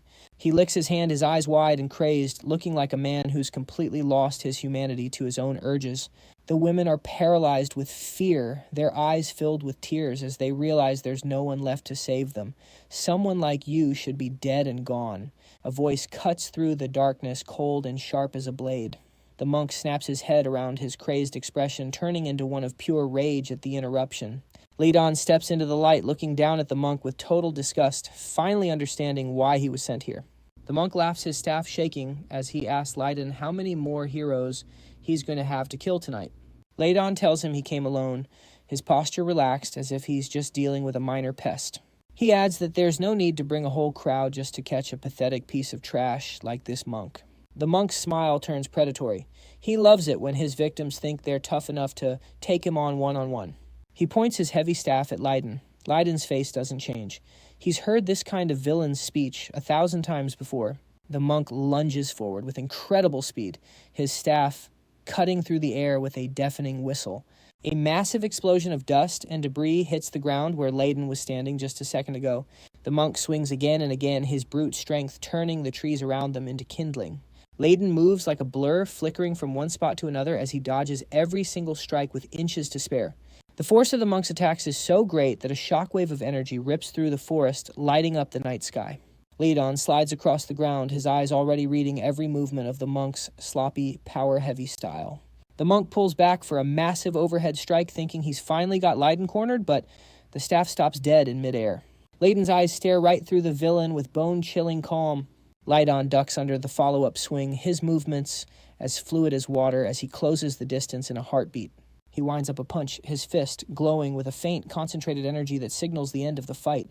The monk's eyes go wide as he realizes he's not fighting a normal man. He's fighting something much, much worse. Bam. Leiddon's fist connects with the monk's face with the force of a falling mountain, sending a massive shockwave through the clearing. The monk's head snaps back, his entire body going limp, as the world around him starts to fade into darkness. Leiddon stands over the fallen villain, his expression as indifferent as if he just took out the morning trash. This guy's finished. A clear liquid pours into a bowl. The steady sound of the stream, the only thing breaking the silence of the room. Our guy Leiddon sits there looking entirely too calm for a man who just committed a high-profile hit. He's processing the fact that Ma Lingren didn't just want the lustful monk dead. There was a second name on that list. The second target was an assassin named Zong Bo, a man whose name was synonymous with scum in the Hien region. This Zong Bo didn't have any limits. He'd kill anyone for a few coins, even innocent children. Leiddon took him out and handed him over to the Alliance alongside the monk, essentially gift-wrapping 2 major bounties for the authorities. He sets the bowl down with a sharp clack, his mind clicking into place by taking out a high-ranking enforcer like Yanhua and then cleaning up the most wanted criminals in the area. Leiddon has accidentally or intentionally become the biggest celebrity in the martial world. Leiddon isn't stupid. He knows rumors don't spread this fast unless someone is behind the scenes with a megaphone. In the background, random guys are gossiping about how there hasn't been a real hero since the old Alliance leader passed away until now. They say heroes are only born when the world is on fire, and right now things are getting very, very hot. Leiddon feels a presence approaching his senses, picking up a familiar, annoying aura. It's the red-haired schemer himself sliding into the booth with a smug grin that says he's very proud of his own handiwork. Ma Lingren leans in, his voice dripping with fake warmth as he asks how it feels to finally be a hero. Leiddon's internal monologue is just one big question mark. He's wondering why this guy's going out of his way to make him look so good. He asks Ma Lingren if he knows that Leiddon already collected all those bounties from the Murim Alliance, basically taking their money while working for them.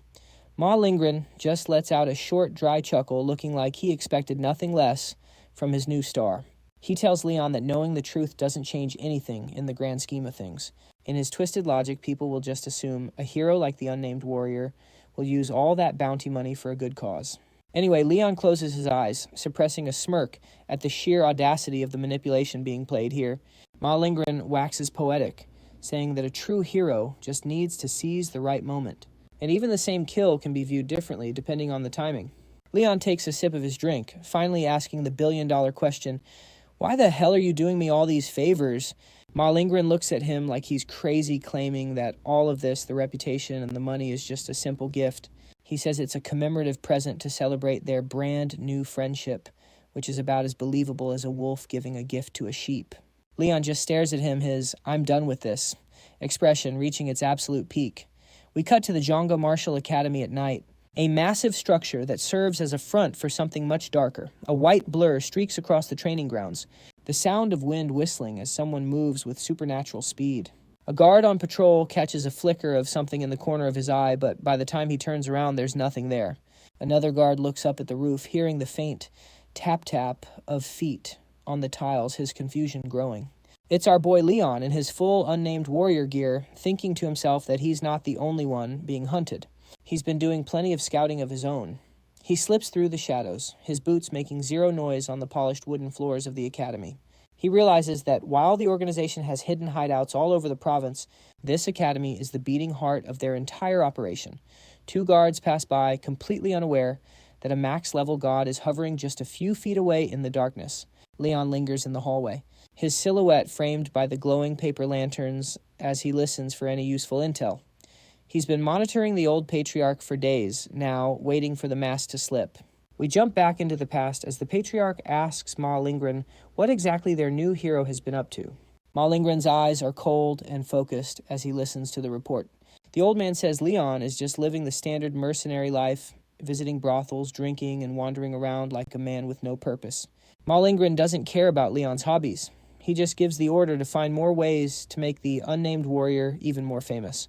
The patriarch finally loses his cool, demanding to know why the young master is being so incredibly kind. He's unable to wrap his head around why they're wasting so much effort on a single mercenary. Ma Lingren gives him a chilling smile, telling the old man that he's been asking the wrong question from the start. He bluntly states that he isn't showing Leon kindness at all. This is a cold, calculated investment. The patriarch stands there, stunned into silence, his brain trying to catch up with the conversation. He argues that they've given Leon bounty info locations and fame. If that isn't kindness, he doesn't know what is. Ma Lingren ignores the complaint, instead asking if the old man knows what big event is happening in Jianghu next month. The patriarch's eyes widen. He realizes the Golden Banquet is only weeks away. Eavesdropping from the shadows, Leon notes that the Golden Banquet is the biggest networking event of the year, bringing together every major merchant and alliance figure. He hears Ma Lingren mention that his brother Matiakun will definitely be attending. The old man nods, the sweat starting to bead on his forehead as he realizes where this conversation is heading. Ma Lingren drops the bombshell. They are going to send their righteous hero to assassinate his brother. In the middle of the banquet, he asks the patriarch to imagine the chaos. What would people think if a great hero like the unnamed warrior suddenly decided to kill the son of the alliance leader? The patriarch is shaking now, wondering if Leon even has the skills to take out a monster like Matiakun. Ma Lingren says it doesn't even matter if the assassination fails. The goal isn't just the kill, it's the optics. He smiles like a demon, saying the most important thing is that a righteous hero tried to kill him. People will start to wonder why a hero would risk his life to kill Matiakun, leading them to believe the brother was secretly a villain all along. The old man is terrified, asking what happens if Leon gets caught and confesses that Ma Lingren was the one who ordered the hit. Ma Lingren brushes it off with terrifying ease, saying Leon will die the exact same day he makes the attempt. He explains that's how they'll ensure Leon's silence, ordering the old man to keep building Leon's reputation until he's a legend. Back in the present, Leon's eyes narrow behind his mask. He's overheard enough to realize he's being set up as a sacrificial pawn. He puts 2 and 2 together. Macon is the biggest obstacle to Ma Lingren's power, as he's the most popular candidate for the next alliance leader.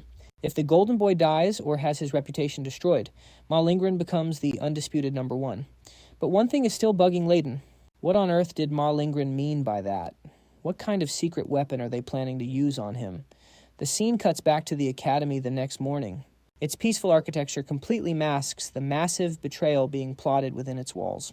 Leiddon bursts into the old man's office and drops a bombshell. I need some money.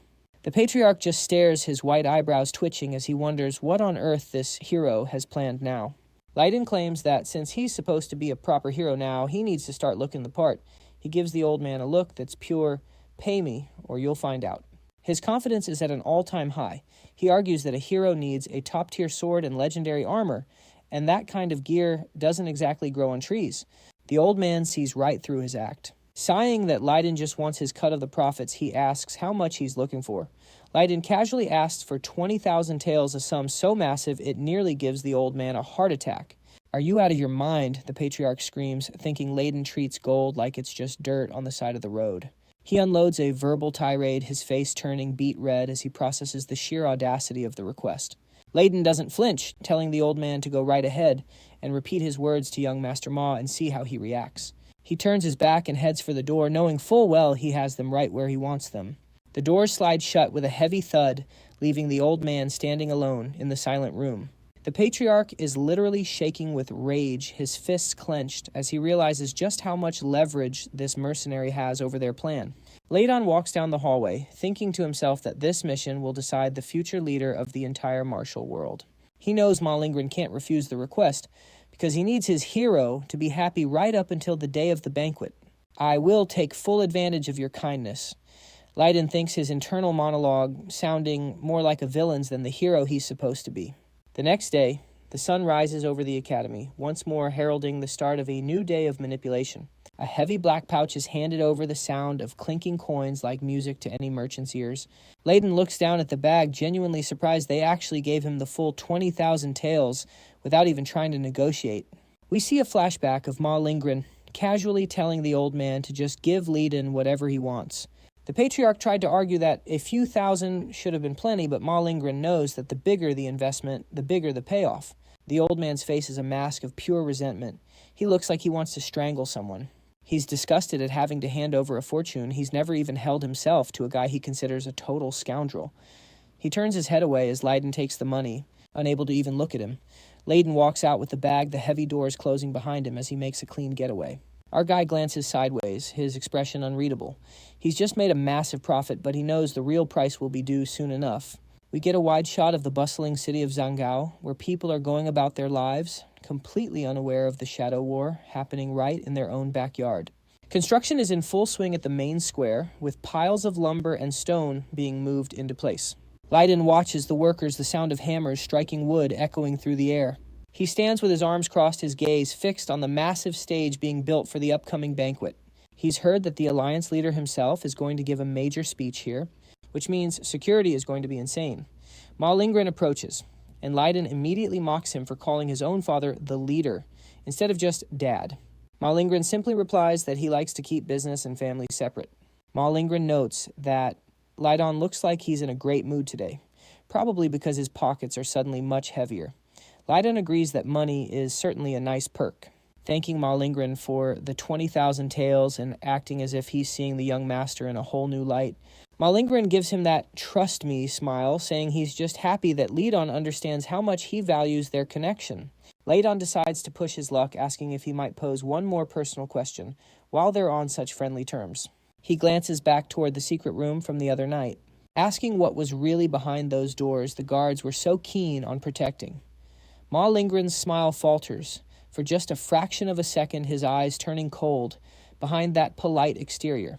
Leiddon notes that he's very curious, especially since he was stopped, even though Ma Lingren himself was the one guiding him. Ma Lingren goes silent, his expression turning into a dark, unreadable stare. Leiddon pushes further, asking just who that guard was, who had the nerve to block his own boss from entering. Our boy Leon figures he's definitely struck a nerve, judging by how squirmy Ma Lingren is looking. Ma Lingren finally breaks the silence, insisting the guard is just his subordinate, and that's all there is to it. Leon just chuckles, teasing him about having a subordinate who seems to be the one calling the shots. Ma Lingren stays quiet, his expression turning stony as he stews over the jab.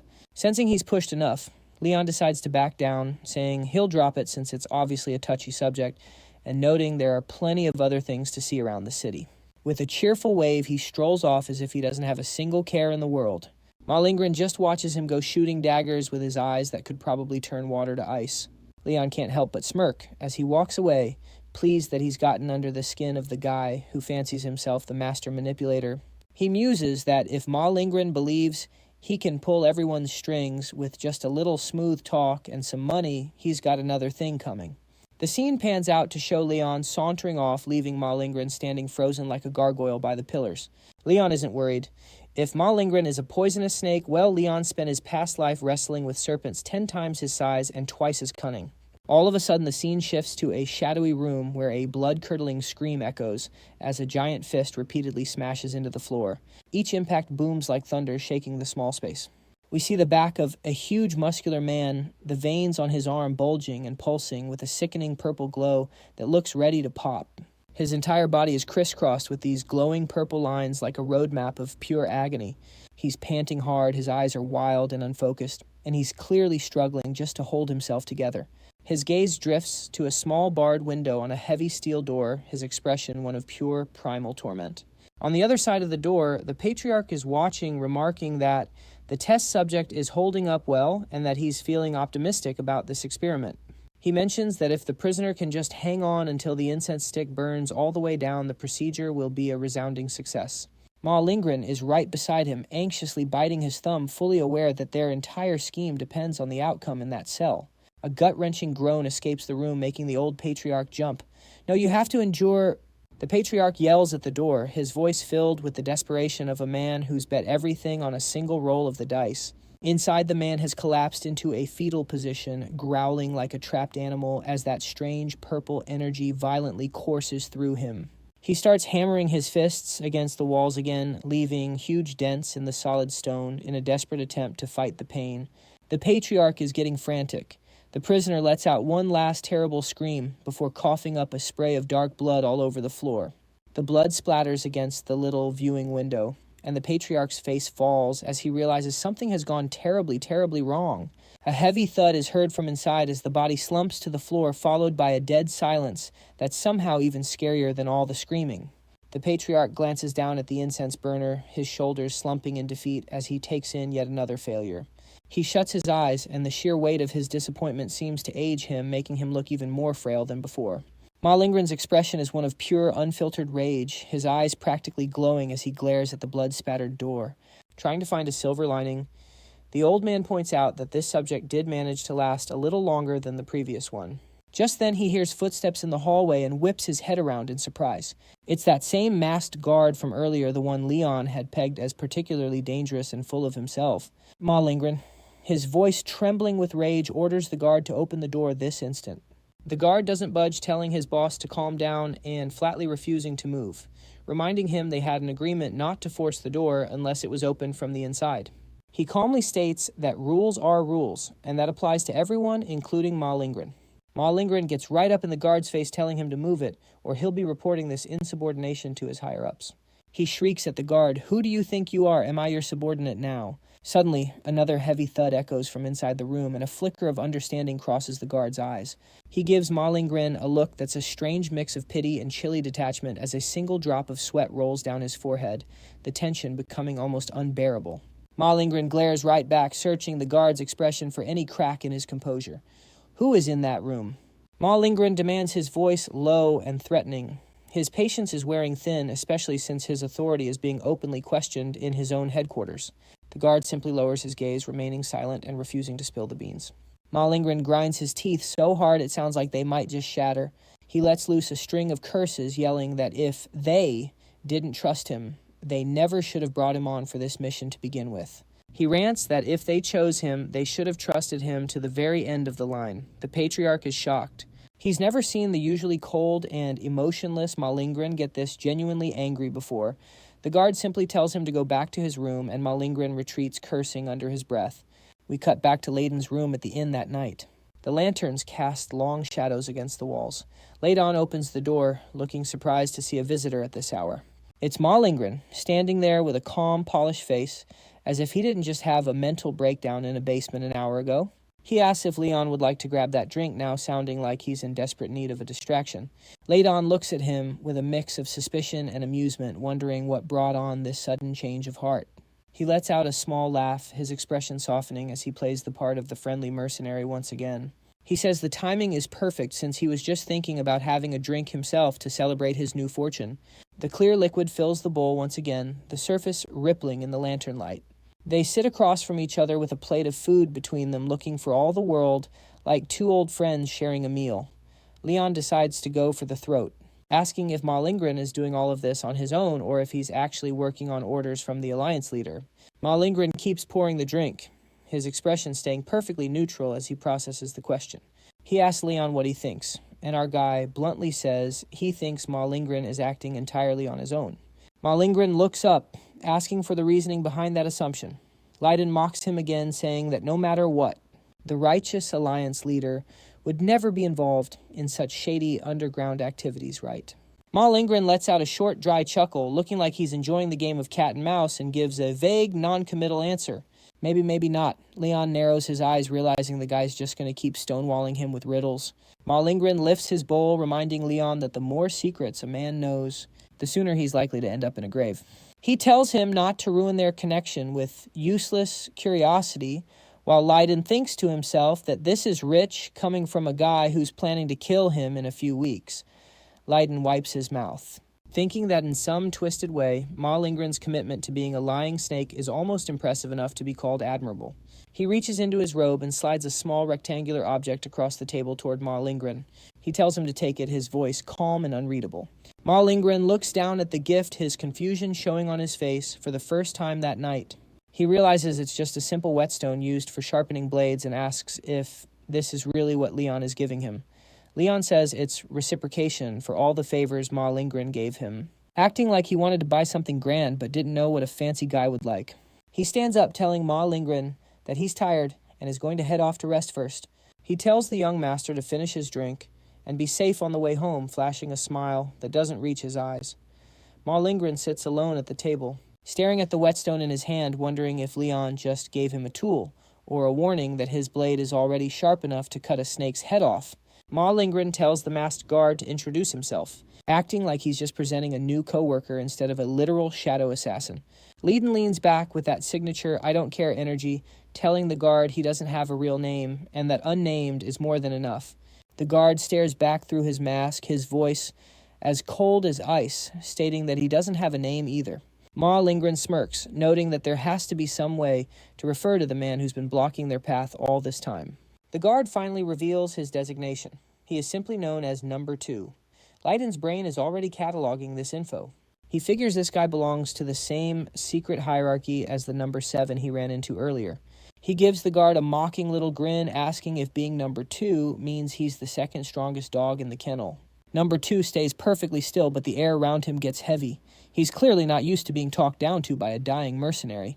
Ma Lingren interrupts the flex, ordering Number 2 to guide them into the room now that Leiddon is officially one of them.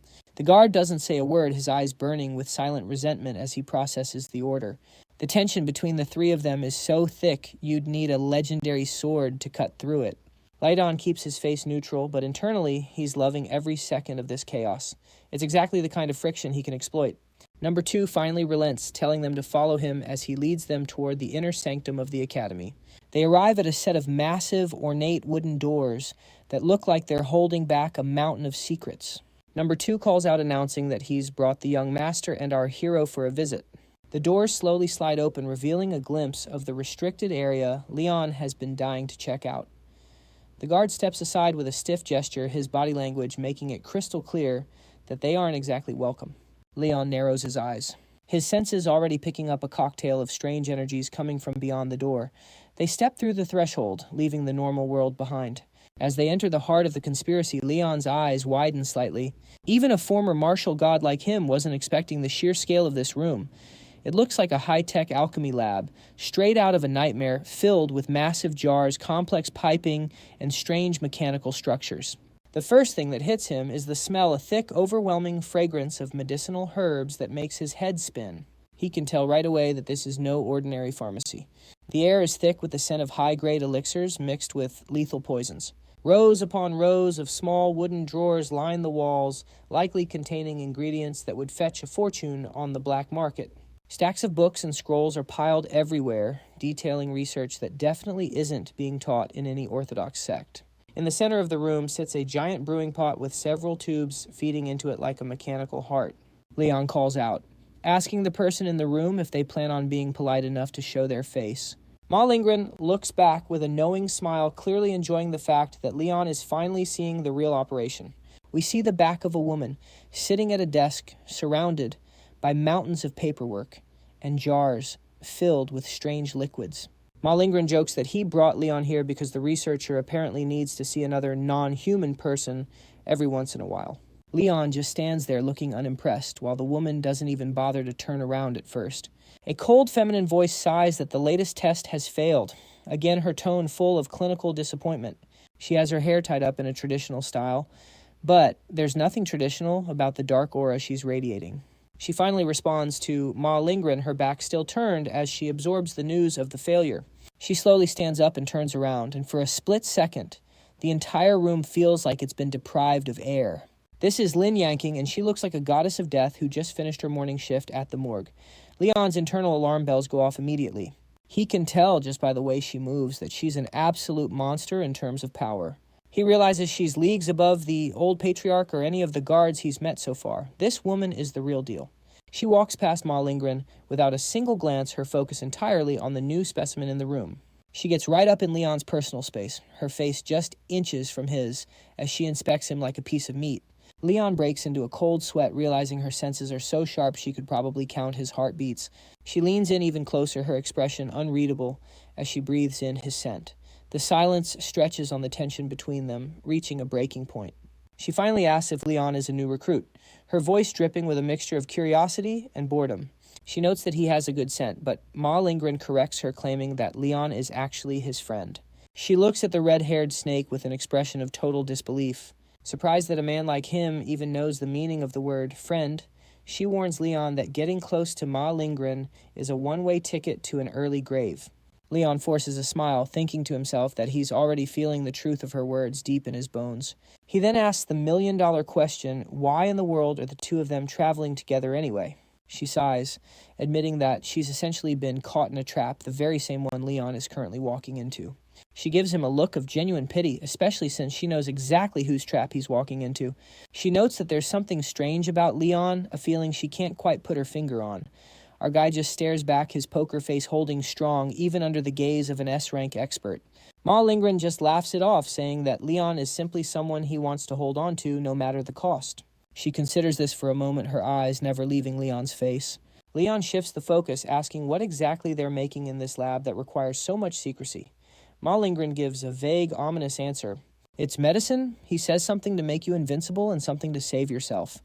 At this, Leon's eyes sharpen. He realizes they're researching a way to fix the lethal side effects of the demon spirit pills. He calls Ma Lingren out on his lie, pointing out that the guy claimed a cure already existed when they first met. Ma Lingren doesn't even blink, coolly stating that Lin Yanking is confident she can finish the project within a year. He looks at her for confirmation, his smile as fake as a $3 bill. She snaps back that because Leon came in and interrupted her, it might take even longer now. Ma Lingren turns back to Leon, asking if he finally grasps why he was brought here. It was to prove that the cure is real. Leon remains silent, knowing that a definitely within a year promise is essentially a death sentence in the Maroon world. Ma Lingren leans in with an expression of pure manipulation, whispering two of the most dangerous words in history. Trust me. Leon turns to Lin Yanking, asking if she can hold her liquor, since he's in the mood for a drink. She's surprised by the request, but agrees, saying they should absolutely grab a drink together. Leon makes it clear that it's going to be just the two of them, telling Ma Lingren to stay out of it. Ma Lingren just smiles and waves them off, looking like a proud parent whose children are finally getting along. A wide shot shows the academy as the sun begins to set the golden hour, casting long shadows over the fortress. The white liquid pours into a bowl once more, the scene feeling far more intimate than their last drinking session. Leon takes a heavy swig, letting the burn of the alcohol clear his head for a moment. They're sitting in a quiet room with a small plate of food. The atmosphere is surprisingly calm for two people in a death cult. Leon jokes that if she's worried about her health, she shouldn't be spending all her time in a basement, breathing in poisonous fumes. She looks down at her drink, her expression softening as she simply says, "It's work after all." Leon presses her, asking if it's really something she has to do, or if she could just walk away from it all. She looks at him with a mix of amusement and sadness. The idea of walking away clearly sounds like a fantasy to her as she lets out a genuine laugh. It's her first real emotion of the night. She admits that just thinking about the possibility of leaving feels nice even if it is impossible. Leon watches her closely, realizing that behind the S-rank exterior, she's just another prisoner of the organization. He asks for her name, noting that it's quite rude to drink with someone without knowing who they are. He says he's frustrated enough not having a name of his own, so not knowing hers is even worse. She pauses her gaze, dropping to the table as she considers whether to reveal her identity. She finally gives in. It's Lin Yanqing. They sit there in silence for a moment, the weight of the name hanging in the air. A small, genuine smile finally breaks through Leon's grumpy mercenary facade. He tells her it's a pretty name and suggests a toast to commemorate their meeting. She looks at him, her eyes reflecting a flicker of something that might be hope or perhaps just interest. The two bowls clink together, a small moment of humanity in a place built on suffering. A wide shot shows them drinking together, looking like the only two sane people in the entire academy. Leon circles back to the research, asking what exactly she's trying to build besides the cure. She uses her chopsticks to pick up a piece of food, giving a vague answer about it being something to make a living. Leon nods, but his eyes tell a different story. He knows she's hiding the true purpose of the experiment. She turns the tables, asking how he ended up getting involved with a snake like Ma Lingren. He just says they met by chance, but she isn't buying it and asks to hear the full story. Leon's eyebrow twitches as he prepares to tell a whole mountain of lies. He closes his eyes, getting into character as the tragic hero for his audience of one. We see them from a distance, talking late into the night as the shadows in the room grow longer. Leon gestures wildly, clearly spinning a tale that's 90% fiction and 10% calculated truth. She listens with her hand on her chin, looking genuinely intrigued by this unnamed mystery man. A wide shot shows the academy under the moonlight, its quiet grounds, hiding the tension brewing inside. We see Leon and Lin Yanqing walking through the courtyard, their silhouettes looking completely out of place in this world. Lin Yanqing has a faint smile on her face. The night's conversation clearly left an impression on her. She catches a glimpse of someone waiting for them, her expression turning cautious in a heartbeat. Ma Lingren is standing there, asking if they had a good time while Leon unloads a verbal jab about how much better the drink was without him around. Ma Lingren just chuckles, taking the insult as a compliment, like the true sociopath he is. Lin Yanqing looks at them with a mixture of pity and amusement, closing her eyes as she processes the dynamic. Leon and Lin Yanqing stand back to back. For a moment, a silent acknowledgement of the alliance they formed over drinks. Ma Lingren drops a bombshell. He's going to have Leon take a preliminary dose of the antidote Lin Yanqing is researching. Leon flashes back to the monster in the cell, realizing that preliminary dose is just code for human experimentation. Ma Lingren notes that Leon is too smart to believe a full cure was developed in just a few days. So they're going to play it as a step-by-step process. He tells Lin Yanqing to just pitch it as a trial dose to keep our boy on the hook. We see them walking down the street, and though they're just a few feet apart, the distance between them feels immense. Lin Yanqing glances back, her face etched with pure dread. She knows exactly what that concoction does to the human body. The scene then shifts back to Wuhan, where a young man is swinging a sword with enough force to stir up a dust cloud. It's our guy Guangtou, and he's grinding his stats like a man possessed, determined not to be a liability for Leon. He moves with a fluid yet explosive power, a clear testament to how much Leon's training has paid off. His eyes gleam with fierce determination. He's not just training for himself, he's doing it to protect the Star Trading Company. He finishes a practice form, breathing hard when he senses a presence watching him from the shadows of the courtyard. From the shadows emerges a young woman in a stunning red and purple dress, looking like she just stepped out of a priceless painting. She comments that until now she had only known Guangtou as a simple underling of the Bai family, but he clearly possesses the skills of a master. Guangtou's head snaps around, his expression shifting to one of pure confusion. "Young Miss," he stammers, finally recognizing the person standing before him. He immediately executes a deep bow, his panic levels skyrocketing as he wonders what she could possibly be doing here. She laughs, telling him to stand up and reminding him there's nothing lowly about a skilled martial artist like him. He then asks what brings her to this inn of all places. His mind is racing, trying to connect the dots. She gives a vague answer about running an errand for her father, which is the classic excuse for, "I'm here to do something secretive." She admits she'd heard they were staying here and decided to pop in for a visit. Guangtou awkwardly explains that the young master isn't around right now, which seems to disappoint her slightly. She lets out a tiny sigh, her shoulders slumping just a little, She claims it's fine playing it off like she just happened to be passing by, but her eyes tell a different story. She wonders to herself if she should have sent word ahead of time, clearly overthinking the whole exchange. Guangtou watches her with a look that just screams, "I have no idea how to talk to women." Agfuak, with an absolutely priceless expression, he calls out as she turns to leave, his voice filled with sudden urgency. "Please, don't let go of our young master," he yells, sounding more like a desperate matchmaker than a bodyguard. She freezes mid-step, her eyes widening in surprise at his sudden outburst. Guangtou looks as if he's about to have a full-blown heart attack, realizing he probably just crossed a massive boundary. But then a warm smile spreads across her face. She seems to appreciate his loyalty to Leiddon more than anything. She happily shouts back, "Yes!" her face so full of genuine joy, it seems to light up the entire courtyard. She tells him that in return, he'll need to make sure he helps her out a great deal in the future. Guangtou bellows back, "Don't worry, I'm always on your side," at maximum volume, clearly having just found himself a new boss. He looks utterly inspired, his face a perfect blend of pure energy and unintentional comedy. She offers one last peaceful smile before departing, leaving the young warrior with a renewed sense of purpose. We then cut back to the academy, where the warm golden light of the interior conceals the dark conversation taking place at the table. Ma Lingren asks Leiddon how his date with Lin Yanging went. He has a smug look on his face as he pours more drinks. Leiddon gives him a look of complete annoyance, asking what exactly he's implying with that question. Ma Lingren smirks, observing that it seems Leiddon is actually quite fond of the woman. Leiddon turns his head away, his expression growing cold and distant.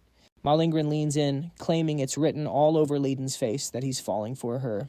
Leiddon scoffs, asking if the esteemed young master is actually jealous over a few drinks. He gives Ma Lingren a look that clearly says, "Stay in your lane," his confidence radiating from every pore. Ma Lingren lets out a booming laugh, throwing his head back as if Leiddon just told the funniest joke in the world. He claims he isn't the type of man who would ever covet his friend's woman, stressing the word friend in a way that sounds more like a threat. Leiddon repeats